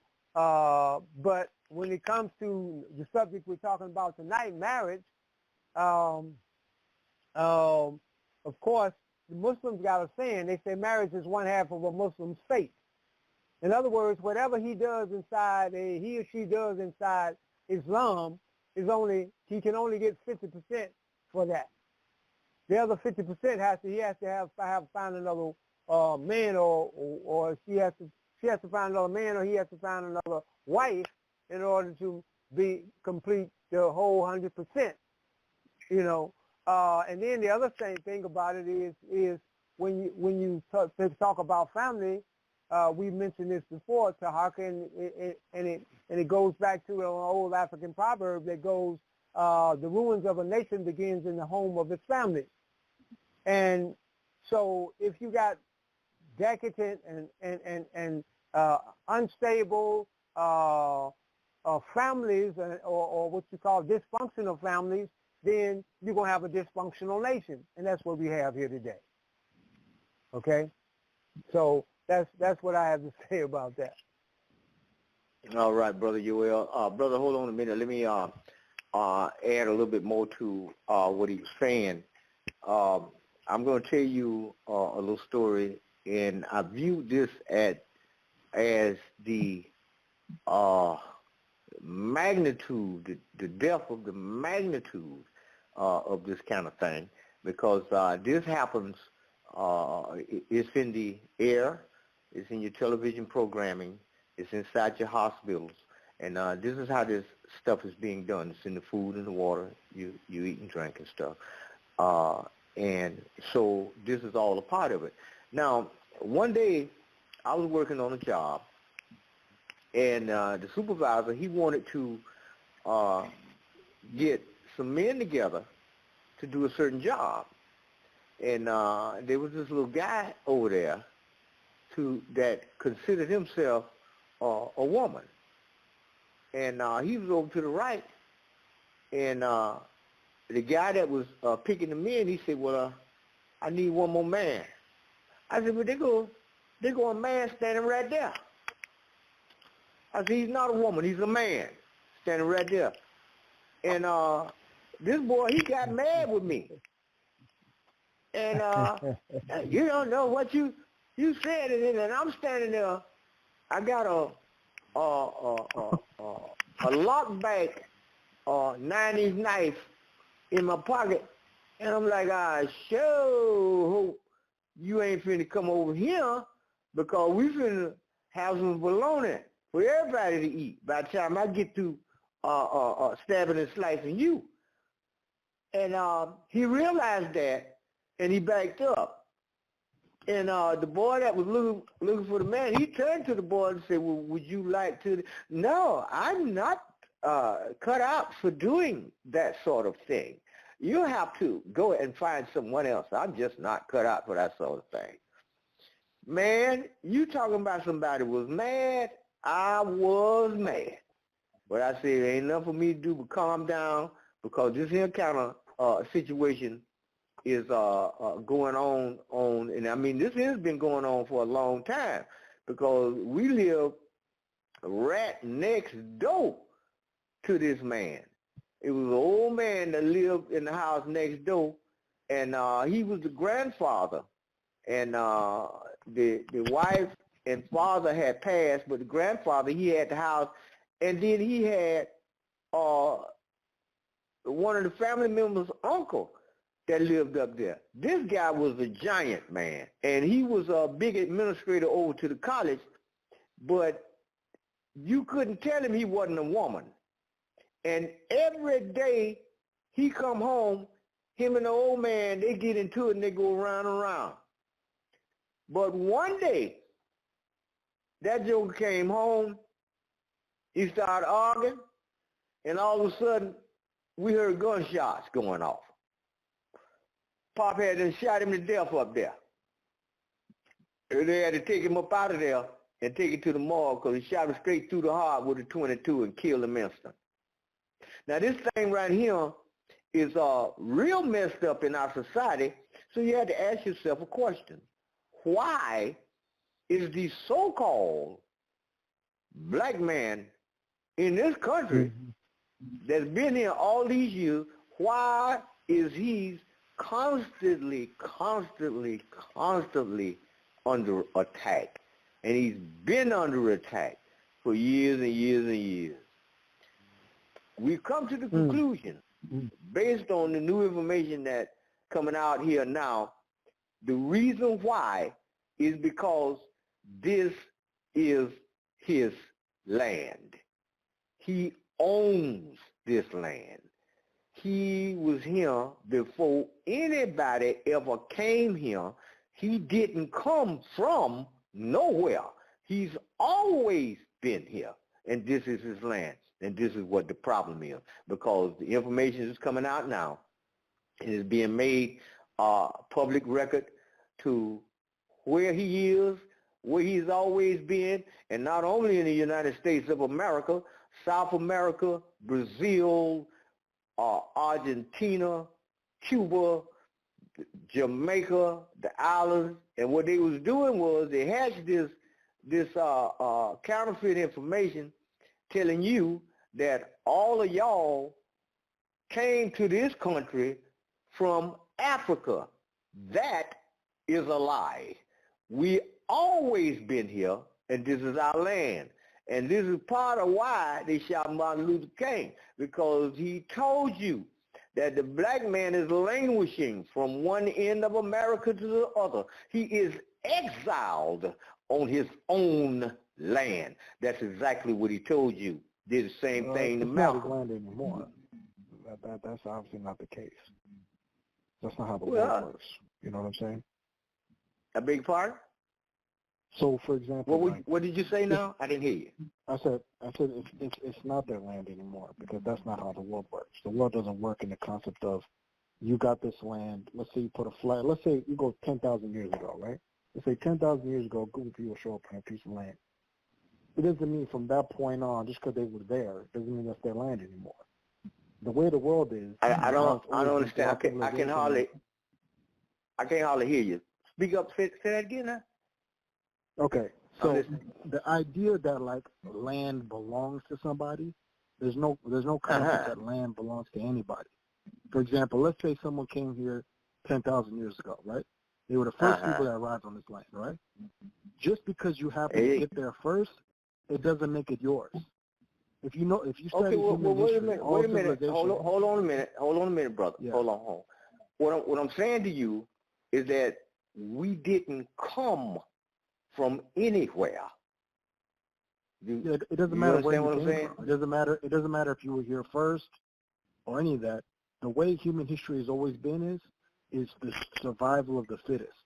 It's always been a competition to take land everywhere. Where I'm from in Africa, that's how it's always been. I have to agree with you 100%. And the reason why I'm agreeing with you, let me say this right here.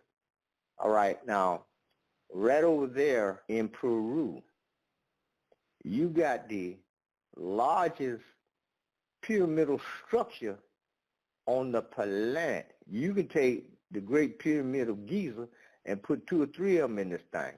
This thing is bigger than 15 football fields. And what they done was, I'm aware of that. They went what down. Does that matter today? But wait a minute, hold on, brother, hold on. Now you told me you come from Ethiopia to America, and now you're trying to tell me who I am and where I came from. So no, I'm not let me telling finish you about saying where you came from. What I'm saying is that what relevancy does it have? Hold on. Now my position is, this is my land. It's always been my land. I'm not looking for the government to give me any reparations because I didn't come from anywhere. But what I would like for the government of the United States, the corporations, which are them governments, the United States corporations, conglomerate corporations, masquerading as government. What I would like to them to do is go back before they manifest destiny, pay me back rent for being here, and give me back taxes for being here. That's what I want, me personally. You know, that's not that ain't never happened. Whoever done that, hold on a minute, because see, we got this thing where all civilizations, people believe that all civilizations exist as a result of conquest. That's simply not true. If you let me finish saying what I'm going to tell you, because hold on a minute now. Hold on. Let me mute your mic so I can finish saying what I'm saying. Then I'll let you back in. Hold on. Okay. Brother Yoel, what I'm saying is this is what they done. When they went over there, and keep in mind, they're in Peru. They're in over there in Brazil. I'm sorry, in Brazil, and they dug down in this mine, in this mound, and they dug down for hundreds of feet, and they started finding artifacts, and they're finding pottery, they're finding plants, they're finding skeletal remains, they're finding all this. But what they did not find is any war weapons.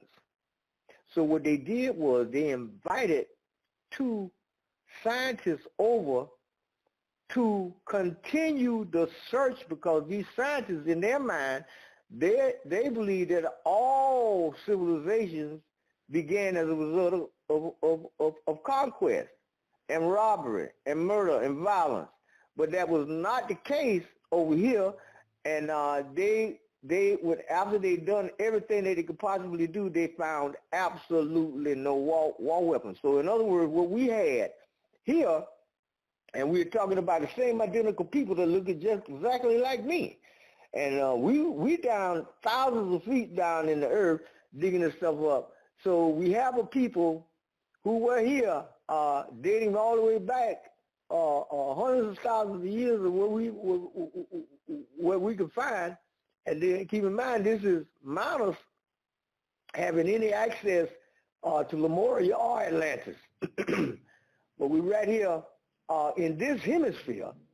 But the thing is, they want to say that life began in Africa. And that's simply not true.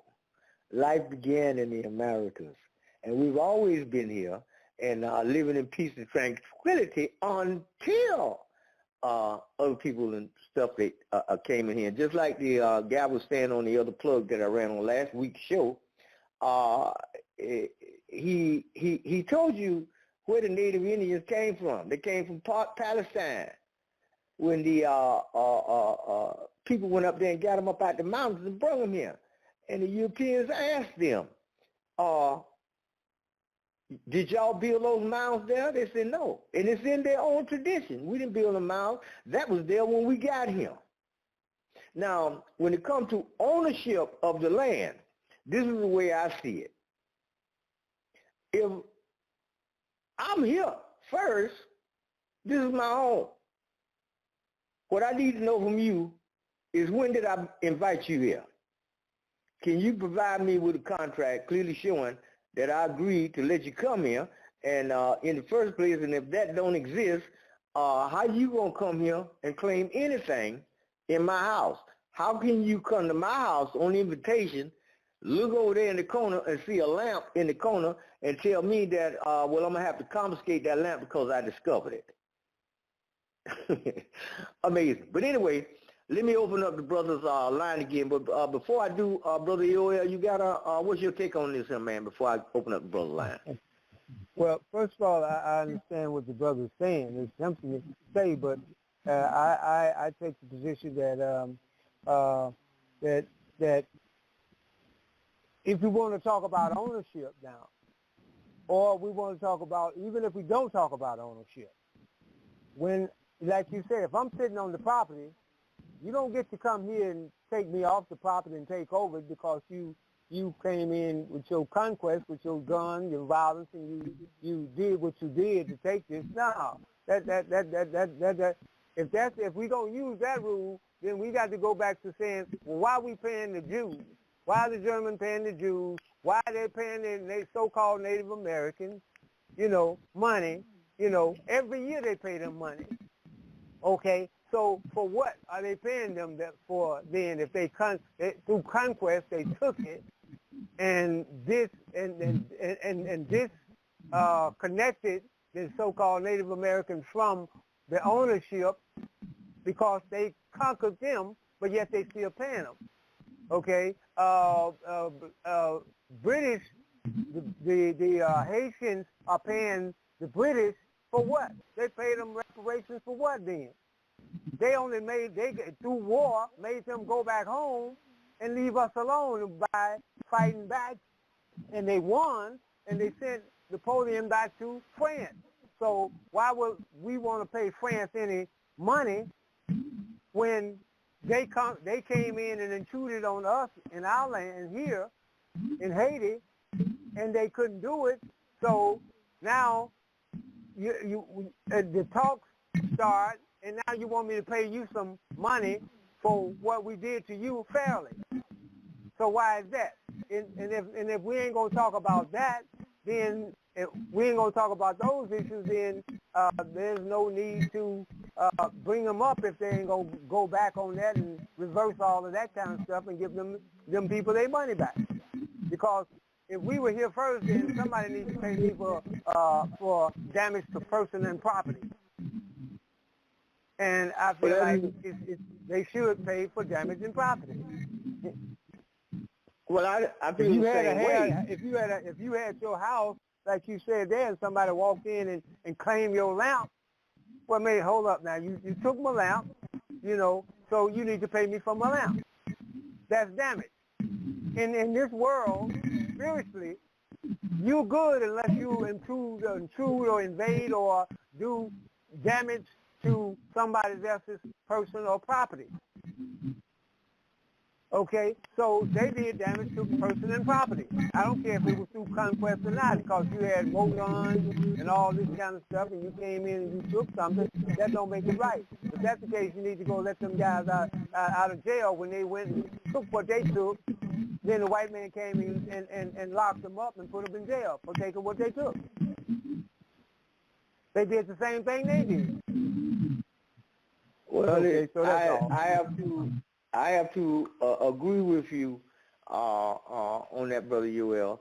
The thing is, the way I look at the situation is, if I'm going to state my position, the next thing I need to do is have proof beyond any shadow of a doubt. I need to have all the facts, and every fact that I have, I need to be able to attach the truth to it. See, the way I look at this thing, I'm not trying to be realistic or look at it from a certain point of view.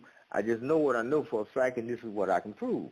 However, inside the United States, we have what's called legal and illegal. And then we also have what's called the law. Now, the law states that you can do anything you want to do, provided you do not cause any harm or bodily harm to another person. It also states that you can do anything you want to do, provided you do not harm or destroy anybody's property. Now, the law has already been violated in involving us. I'm not out here trying to get on a soapbox and tell everybody they need to think like I do. I just do what I do. I had a guy the other day, man. I coming in the yard from the store, and I heard a dog barking down the street like he was in some kind of distress. So I said, well, wait a minute. Before I go in the house, let me go down here and see what's going on. So I walked down, and I know the neighbor down there got a dog back there, so I walked up in the neighbor's driveway. The guy next door, he said, can I help you? Can I help you? I said, no. I said, I heard a dog down here barking and stuff. Well, no, everything all right down here. We got this here down here. I said, well, okay, bro. And I turn around and I go back home. Now, when I go back home, I go in the house, and the next thing I know, here comes the same guy walking down the sidewalk down there to my house. And he looked like he's very, very angry. So I go in the room. I said, well, what the heck is this? And I get a 9mm, 13 rounds of brass tip shell, go straight, P89, go straight through a tractor trailer motor, and put it up under my shirt and walked outside and sit in the front yard. He came up to the face and said, hey, man, I need to talk to you a minute. I said, okay. So I walked over there. He said, man, you know you scared my whole family? I said, what? He said, you scared my whole family. Man, that house down there, I own that house down there. I said, okay. And then he goes to walking off, but when he get probably about 15 to 20 feet, he looks off over his shoulder and starts calling me all kind of punks and all this right here. And I'm looking at this idiot because all dogs don't bark. But anyway, let me bring this brother thing in because we got a whole, he said it right, we got a whole lot of crap going on inside the United States. Let me bring him back in. Area code 612, come on back in, man. Yes, sir. You with me, Ronald? So what I was saying, what I was saying before is you got to look at land like it's like, use an example of it like a woman, right? If you dated a girl 10 years ago, you were the first girl she dated, the first guy she was with, right? And now 5 years later, somebody else took it. And you're saying, no, well, I had her first, but she's with somebody else. That's similar to how you're claiming about the land. Now, you may claim at one point in, well, whatever 100 years ago, a couple hundred years ago, your people may have had the land. The reality is somebody else came and took it, and your people weren't strong enough to fight them off. And so they took it, and now it's theirs. And they built what we call America today on top of it. And it turned into a successful country. You can't deny it. It's the most economically and militarily most powerful country in the world right now. #1 economy, #1 military. No country on this planet can even rival it right now. That's just the reality. I'm not saying it's fair. I'm not saying it's right. We're talking about what's reality. How is that not true? I just stated facts. No, that's because the truth didn't come with that. And that's a bad analogy. You can't use a woman you dated years ago that you let go. It's the same as a piece of land, a property, or a house that you in, and somebody come in and paratroops storm, kick the door down, come in and kill, maim, and everybody like a woman. That's how the world works, That's not a very good analogy, though, bro. Well, no, I mean, I understand you're talking about from the violence standpoint I get. What I'm talking about is if you look at the world, like, for example, this concept of things being fair or what's right or what's just, this is a recent concept that people have been talking about within the last 50, 60 years. Prior to that, the standard procedure around the world was conquest, meaning if you either your people were strong enough to defend your land or they were strong enough to take another land, right? Let's look at the people look at some of the native people that were here. Look at the Aztecs. The Aztecs built an empire in Mexico, and they conquered all the weaker tribes around them. And when they subjugated the tribes that were around them, they forced them to have to do human sacrifice, and they would take captives and sacrifice them to their god Quetzalcoatl in their main city there in Mexico, at their pyramid temples. So that was happening not just there, same thing was happening in Africa. In my home country, we have 5 different ethnic groups in my country. We have the Amhara, the Tigray, the Oromo, and all these different groups over time. Different groups were in power, and the other group would come in and take over, and they would be in power, and they would set up their dynasty. And that was happening in every part of the world. That was happening all the time. Now, not every specific ethnic group was doing it, because some were just not strong enough, but amongst every continent, it was happening everywhere. You had your dominant powers, you had your weaker ones. The dominant ones subjugated the ones that were weaker next to them. And They would take resources. They would take slaves. They would take land. They would oftentimes take their women. That was how it was going on everywhere in the world. It's just now, recently, society's somewhat evolved and become more civilized, and we have more quote-unquote peaceful relations going on. But the same concept still is in place. And so the idea of things being just or right, that's an old way of thinking. The world has changed, man. And the reality is, regardless of how you may feel about America, America became the number one military in the world and the number one economy in the world. That's just a fact. You can't ignore that. Okay, let me ask you this question then, brother. Why is America paying the Native Americans money then? Because they chose to. They didn't have to. Did the Native Americans force them to pay them? Why would I come in and beat you up, take your house, and then turn around and say, okay, I'll pay you? Why would I do that? You didn't hear my question, brother. Did the Native Americans, hold on, answer my question, brother. Did the Native Americans force the American government to pay them, or did the American government voluntarily decide to do it? Whether it was volunteer or not volunteer, then my thing is, why would I come into your house, take your house, and then turn around and pay you? No, brother, you gotta answer my question. Did the Native Americans force, by military force, did they force the American government to pay them or not? Brother, that ain't got nothing to do with the price of tea. That got everything to do with what I'm saying. That's my point exactly. Why would I volunteer to pay you for your house that I took from you already? That's my point. You just proving my point. The Americans, because in the last 50 to 100 years, the civilization started embracing the ideas of human rights, the concept of justice. That's why the Americans even thought of the idea. For example, take slavery, right?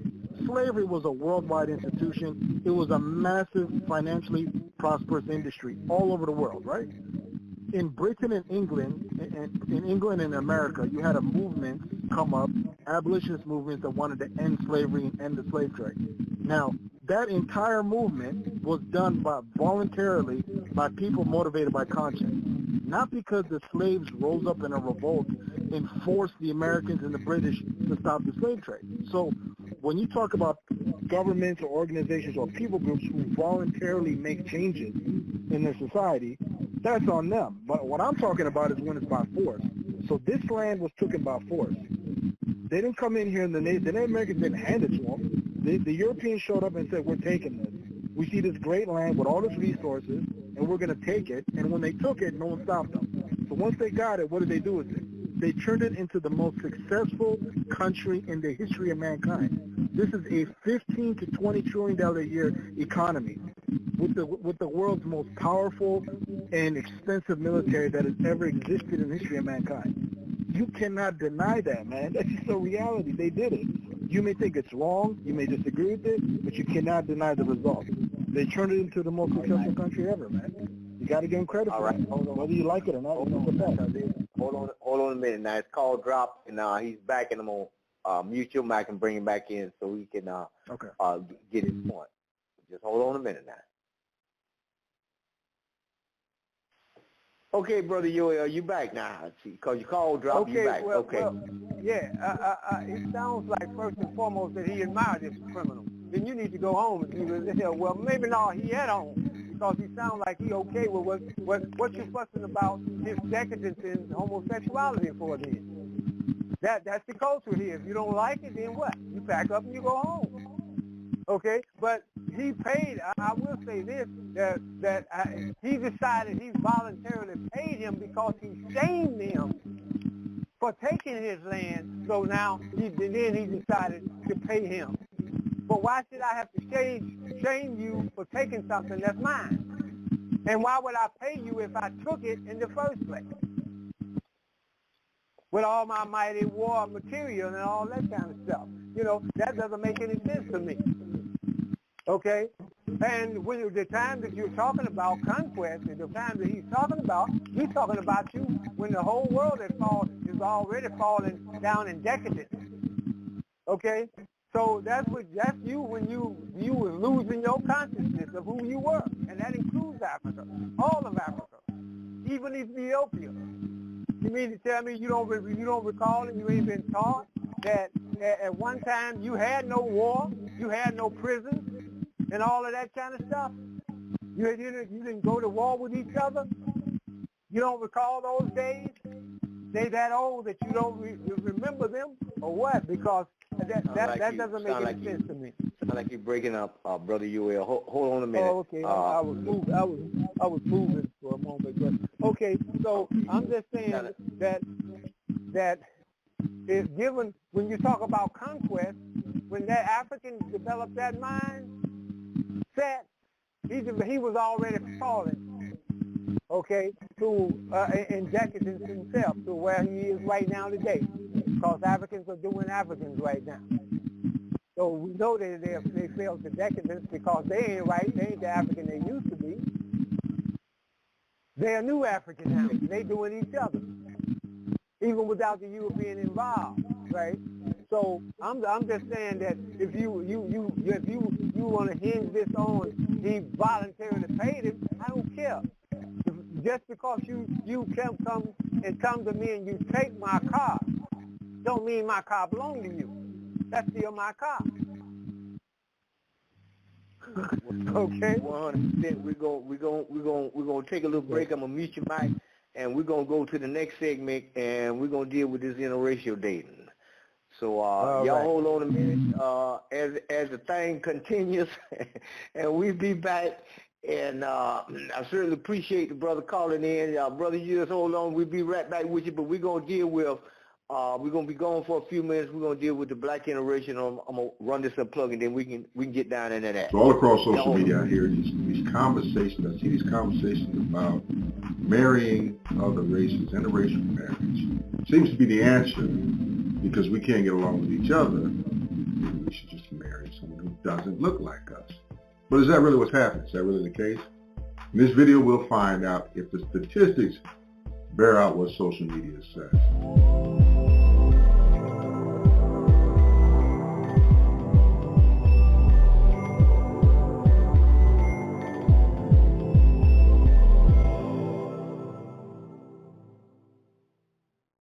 All right, guys, welcome to Black Statistics. My name is Dr. Sherman Rivers, and in this video, we're going to talk about interracial marriage.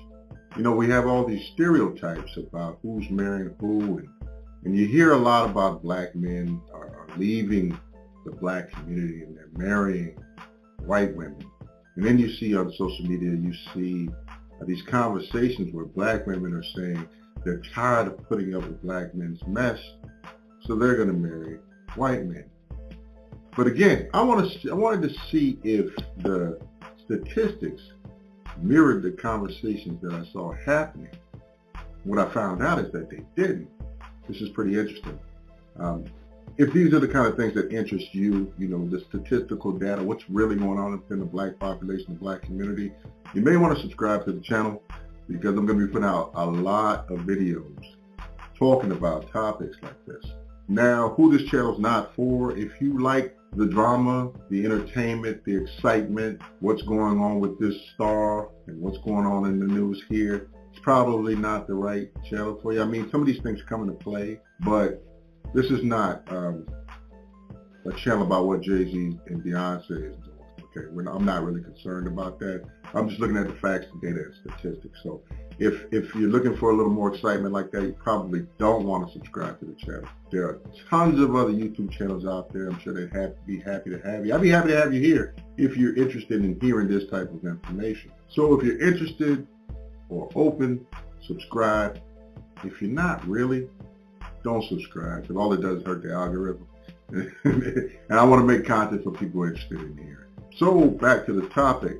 You know, there's a large misperception that there's so many black men that are marrying white women that it's actually reducing the rate at which black women get married, or their ability to get married, because all the black men are married out. Like, you hear these statistics, you hear people say all the black men are either jail, they play both sides of the field, or they're married. Now, that's not the case. but that's what we hear. It's all over social media. So let's go through some numbers and see what the numbers really say about interracial marriage. Now, first up, it's important to say that black men, according to the data, black men marry white women at twice the rate that black women marry white men. So there's twice as many black men marrying white women as there are black women marrying white men. Now, before we move forward, I think it's important to say that you don't just grab somebody and marry them. You just can't run up to somebody, snatch them up and say you, and then you marry the person. The person has to want to marry you. So that statistic, twice as many black men marrying white women as there are black women marrying white men, there may be some more information buried beneath that. That's what I love about these statistics. They're not supposed to be to catch all, to answer all your questions definitively, but what it does is it gives you enough information to start asking more questions. And that's what it's really about, asking more questions. Is it just the black men just go out and pick who they want to marry and that's it, it's done? Or do the people that they want to marry have to pick them? And the same thing for a black woman. If she wants to go out and marry whoever she wants to marry, doesn't the person who she wants to marry have to want to marry her? So it's a two-way street. So there's more to that. But there are twice as many black men marrying white women as there are black women marrying white men. So let's go back to 2017. 2017, there were 15% of black men were married to non-black women. When I say non-black women, we're not saying white women. I'm saying women who weren't black. So that was 15%. That number was up. It was 11% in 2010. So over a 7-year stretch, that number went up. Now, in terms of how many of these women were white, 3/5 of those women were white. So say that 15% number, you have 100 men. And out of that 100, 15 are married to non-black women. And of that 15, 9 of them would be married to a white woman. So when somebody's married out of the race, it doesn't necessarily mean, it's not just a black and white thing. You know, you have Asian, Hispanic, you have all these other different races involved in this. So it's not just a black and white thing. So you had 15% of the men, black men, married non-black women, and 3/5 of those, which is 9, were married to white women. So it's great to tap into other studies, other sources of information that can kind of shine a light on things. So the Pew Research Center released a report that said in 2013, 25% of black male newlyweds. So 25% of the black men who got married in 2013 married non-black women, and that was compared to 12% of the black women newlyweds. Now that study also noted at that point that those 12% of black women who married out, quote unquote married out, that Asian women and white women still have higher rates of marrying outside of their race than black women do. So it's important to throw that in there too. We want the statistics, we want the facts. Facts are facts. You can take them and skew them any way you want to. You can try to make a case for a point, a specific point. You can lie with statistics. Right? You can take them and only say the parts that support your point and just leave out the rest. But I'm not here to do that. I just want to give you the facts, give you the data, give you the statistics, so you can formulate your own opinions, and it opens the door for conversations. We want to talk about this stuff, right? So let's talk about the real, not what we perceive as real, not what we think. Social media has a way of putting you in this tunnel. And then you start getting bombarded with the same message. It doesn't matter if the message is a lie. It doesn't matter if the information is inaccurate. It doesn't matter if it's dead wrong. You'll get more and more and more, and eventually you start believing it's true. Or the people around you will start believing it's true. So why don't we start with the real information? Let's just put it out there and talk about it. Not just what it is, but why it is what it is. Got any idea why those numbers look the way they do? Please let me know in the comment section. I would be interested in knowing some of your opinions as to why you think these numbers are coming out the way that they are. So here's a caveat. So if you had 25% of newlyweds in 2013, black men marrying non-black women, that's 2013, 25% are doing this. But if 4 years later, in 2017, in 2017, there was a interracial marriage. The rate was about black men 15%.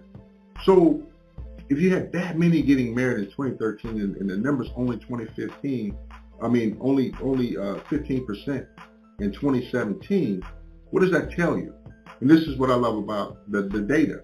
What it tells you is that there was a drastic increase in marriages. Around that time, there was a drastic increase of black men marrying non-black women. And what that did was that pushed that number up to 15% in 2017. So had they not been having these marriages outside of or non-black women at that rate, that number in 2017 could have never got up to 15%. It would have been a lot lower than that. So what changed? What changed that triggered the interracial marriage thing to go up? Is it culture? Is everybody getting along better now? Are you having more black people, more white people that seem to feel like a common upbringing, common environment, common socioeconomic status? What is it? What's driving that? If you have any ideas about that, I'd love to hear your thoughts in the comment section. But what do you think it is that's causing that number to go up? Is it just black men and black women not getting along? Do black women want to marry black men? Do black men want to marry black women? I think the answer to that question will shock you. Let's continue. Let's move forward. And then moving forward, we're going to talk about the black women, from the black women's perspective, or the black women's side as far as the numbers are concerned. We talked about black men. Let's talk about black women. Here's an interesting fact. Black women are the least likely to marry non-black men. According to the Pew Research study, that number was 7%. Here's an interesting fun fact. Of that 7%, only 4% were white men. Did you know that? So black women in 2017 married non-black men at a rate of 7%, and almost half of that were white men. So the other half, the other 3%, were Hispanics and Asians. Now, they married more white men than any of those other ones, but it was that whole 7% wasn't black women going out marrying white men, which is one of the things that you see a lot in social media, a lot on YouTube, the swirler community, things of that nature. It make it seem like black women are just running out marrying white men left and right. It goes back to my point earlier that I made, and this is not to take sides or anything. This is just asking questions to further the conversation. But you can't just go out and say, this is who I'm going to marry, you come here. It doesn't work that way. It's a two-way street. So that 7% number, what does that say? Does that mean that a smaller number of black women want to marry white men or Asian men or Hispanic men? Or does it say that these men from these other races, a smaller number of them want to marry black women? I think that's an interesting conversation. The overall number is what it is, but what's driving that number is what I want to know. What do you think? Anyhow, the bottom line is that when we think of black women marrying a non-black man, we tend to assume that the person that she marries, the man that she marries, is white. So it'll be interesting to see how that trend evolves going forward into the future. But I will say this. In 2018, black women were the only group that had a higher divorce rate than the marriage rate. Let me say that again. In 2018, black women were the only group that had a higher divorce rate than a marriage rate. So, now interestingly enough, at that time, there were nearly 31 divorces per 1,000 married women. 31 divorces per 1,000 married women aged 15 and older, and only 17.3 marriages per 1,000 unmarried women. So per 1,000 married women, there were 31 divorces, right? Per 1,000 married women, 31 divorces, but per 1,000 unmarried women, 17.3 marriages. So divorces here, marriages here. What is that going to look like going forward, going down the road? But ultimately, time will tell, but those are the numbers. This is how it really looks as far as interracial marriage is concerned. More black men marry non-black women than black women marry non-black men. Well, what are the reasons behind that? What are driving the numbers? I think that opens the door for some great conversations. But if you like the video, if you like some of the information that was in the video, you think it's shareable, please like it, share it. Let's have a conversation. Let me know what you think down in... Okay, everybody, we're back. I'm going over here.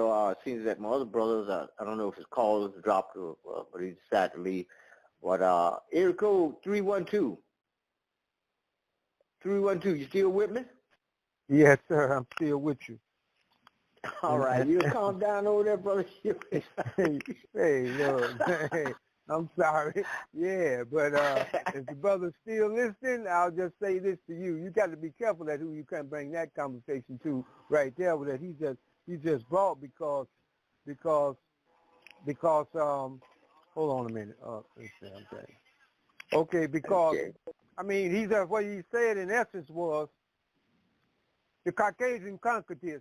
You and what you think back rent and what you think you do for him coming in and invading your land and taking over, you need to shut the hell up. He conquered this. And if he chooses to voluntarily pay you, then you might get some money. But if he don't, you need to shut the hell up, you and everybody who thinks like you.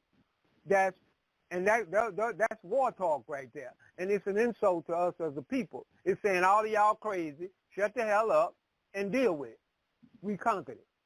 Okay, that's first of all. So he was doing all right on the marriage thing. He was expressing what he, being from Ethiopia, living in PA, has experienced and how he sees his woman in his marriage. That was fine. But when you tried to tell the people to shut the hell up about this, even if it was your land, it ain't yours no more. No. I ain't going for that. That's an insult. I can't let him get away with that. Him and nobody else. Okay. But anyway, I have now this interracial dating. I have not. Okay. I live in one of the third largest city in the country, Chicago. Okay. Now, I have yet to see a sister married to an Asian.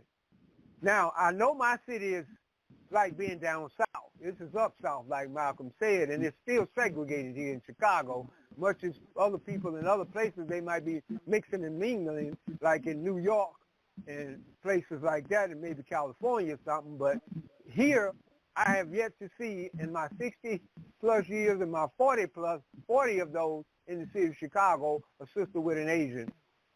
Not to mention, I've seen one sister with a Mexican. That's about it. So in other words, I'm saying that in Chicago, I don't see his statistics going that way, so I'd have to question his statistics and who's putting them together and where they come from.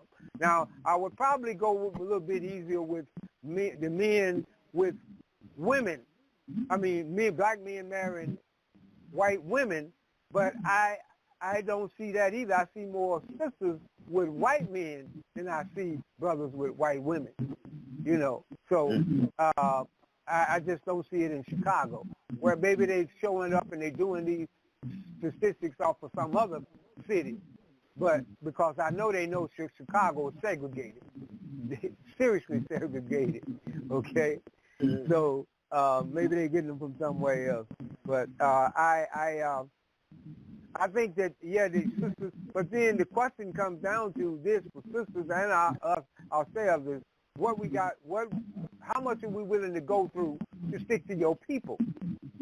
Are you willing to say, okay, I tried a black woman a couple of times, I'm finna speak, forget that, I'm done with them. Or 3 times and 3 strikes and they out, and they weren't successful, and now that's 3 strikes. I look at that as 3 strikes, and it's over for black women, I'm going to white women, or whatever other women. Then that's that person's reality. That becomes that person's reality, new reality. Now he's finna go messing with some other ethnic groups, and it's vice versa for women. If they gave brothers 3 strikes and they out, and they decided to widen their playing field and go for white men or Asian, as he said, and other and Spanish folks, then okay, that's what they choose to do. But it comes back to how much are you willing to do this? Because I go back to the African saying that goes, it's not so much as what's good for you when it comes to marriage and the other person. It's what's good for you, what's good for the families, what's good for the community and the society at large. And if that's not a good marriage, then that's not a good marriage. I'm sorry. I can't go there. Over here they get the way they do it is, well, a guy wants to marry this woman, and the father and the mother got a problem with him because he's sagging his pants and stuff. He off the streets. He maybe disrespectful in his appearance and not in his language as well, and his attitude. But over here they'll say, the Caucasian will say, don't worry about them. I give you a marriage license. You can marry her anyway. And whether or not, and that's against the father's and the mother's wishes, he might talk that woman into going marry him anyway and saying, forget your mom and your daddy. We love each other. But that ain't how it worked where we were a long time ago. Okay? That wasn't what we were then. So when we talk about here, what we were doing here, you went to the woman's daddy or parent and asked them for their daughter's hand in marriage. And if they disagree with it, like I said, they saw something what was improper, and he was from a family maybe, or a family of Pookie and Ray Rays or something, and they didn't like that, then that wasn't no marriage. It's not going to happen. Sorry. Like in Africa, for instance, I don't care how old you get, your parents still alive, they choose husbands for you. Now that's a good concept in one way, because guess what? You ain't going to go by how cute he is. That parent ain't going to go by how cute he is. He's going to look at his family. He's going to look at him, his attitude and everything, and all of this kind of stuff, where that woman is just looking at, she just sees little tweaky birds and love hearts in her eyes. She just loves this guy. He cute and I love it. She's blinded by all of that. So, that's the way I see it, Tarhaka.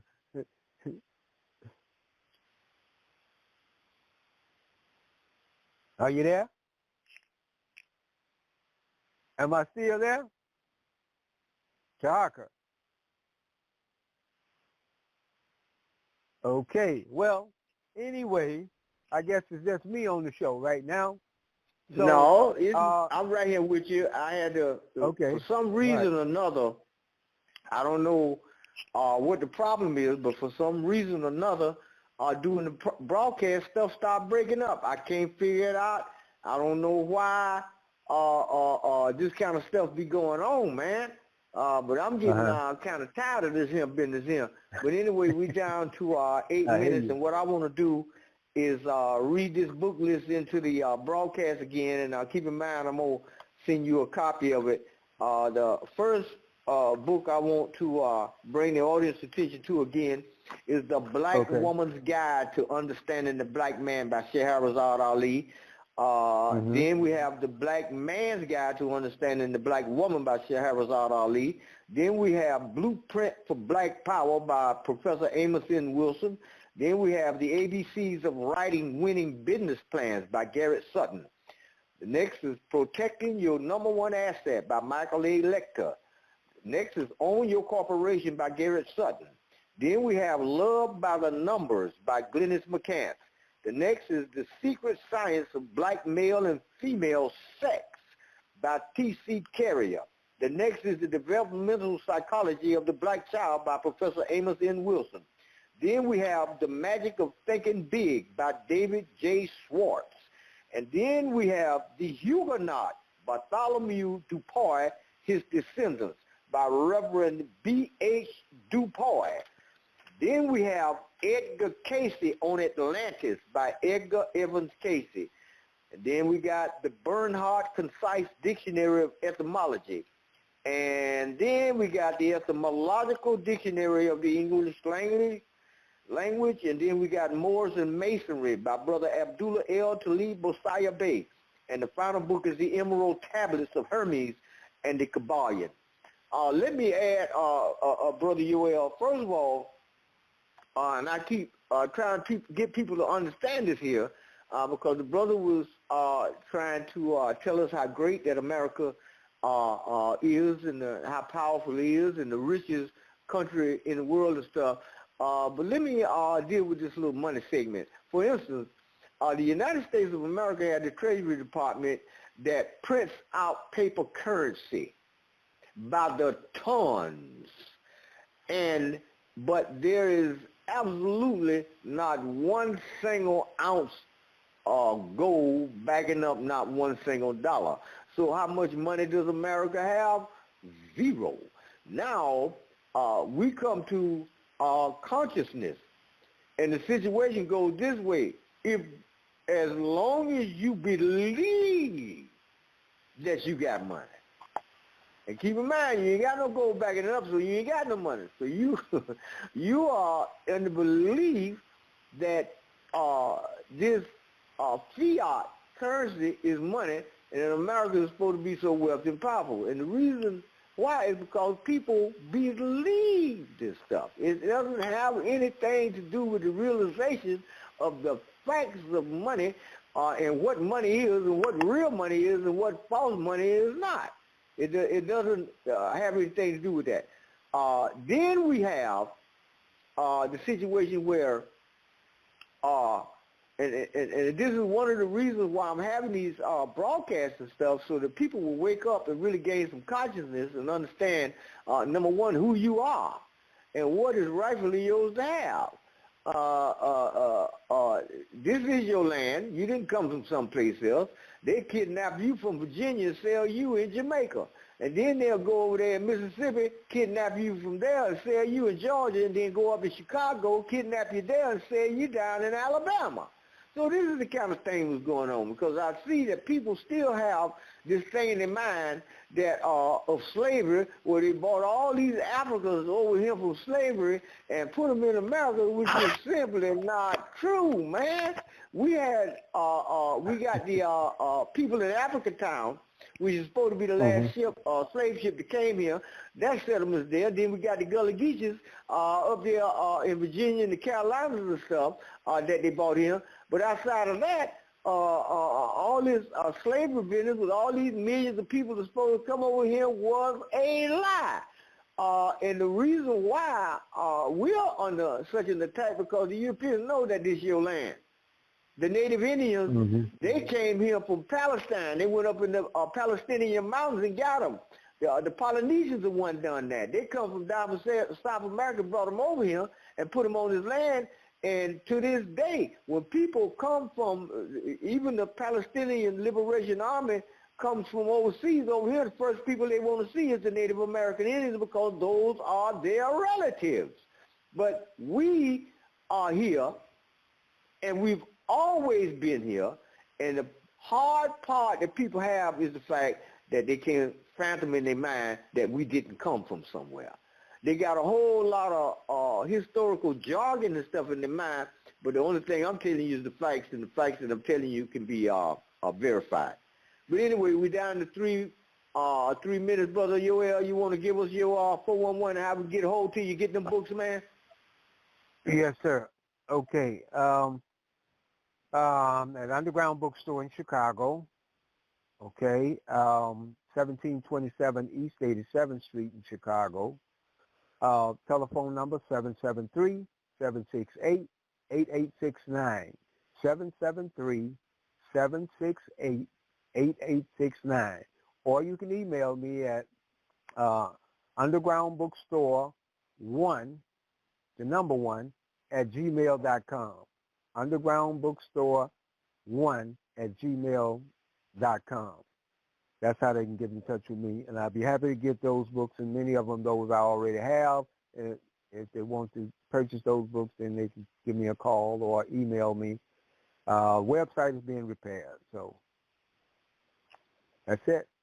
Thank you very much. Okay. And thank everybody for listening. And thank the brother for at least weighing in on the marriage portion. Well, I certainly appreciate the brother calling in. And keep in mind, next week, next Sunday night, which will be on the 30th of October, me and Dr. Walter Williams will be on. And what I'm going to do with this book list is I'm going to put it in an email and send it over there to you. There's only one book on the list that did not come out of my library. And that book is, and it's a very, very important book for us to read, because it's about the Huguenots, and it tells you about the Moors and stuff up there in the Carolinas and stuff. And the name of the book is The Huguenot, Bartholomew Dupuy, His Descendants, by Reverend B.H. Dupuy. And it's got a lot of information on it about the Moors and stuff, and it's just stuff that's coming out, and this stuff is coming out by the tons now about us and our culture and our ancient story in this hemisphere. I didn't tell the brother that in Africa you got over 640 plants species in Africa, and out of that 640, 600 of them came from the Americas to Africa. And this is a lot of the stuff that people don't know. And it may appear that America is great and all of this stuff, but when we get down to the nitty-gritty and the fabric and we start tearing this thing apart, we start looking at a whole lot of different things. But anyway, Brother UL, I certainly appreciate you being on, man. And what we're going to do is go ahead and shut this thing down. We got 20-something seconds left. And I'll send the email and stuff over there to you with the books and stuff. But tonight, I'll go ahead and convert this thing on into a video and put this stuff up on YouTube. Okay, anyway, make sure you send that last one, conclude that last one you mentioned too. Oh, yes, I'm definitely going to put that in there, man. That's the only one I ain't got over here in my library.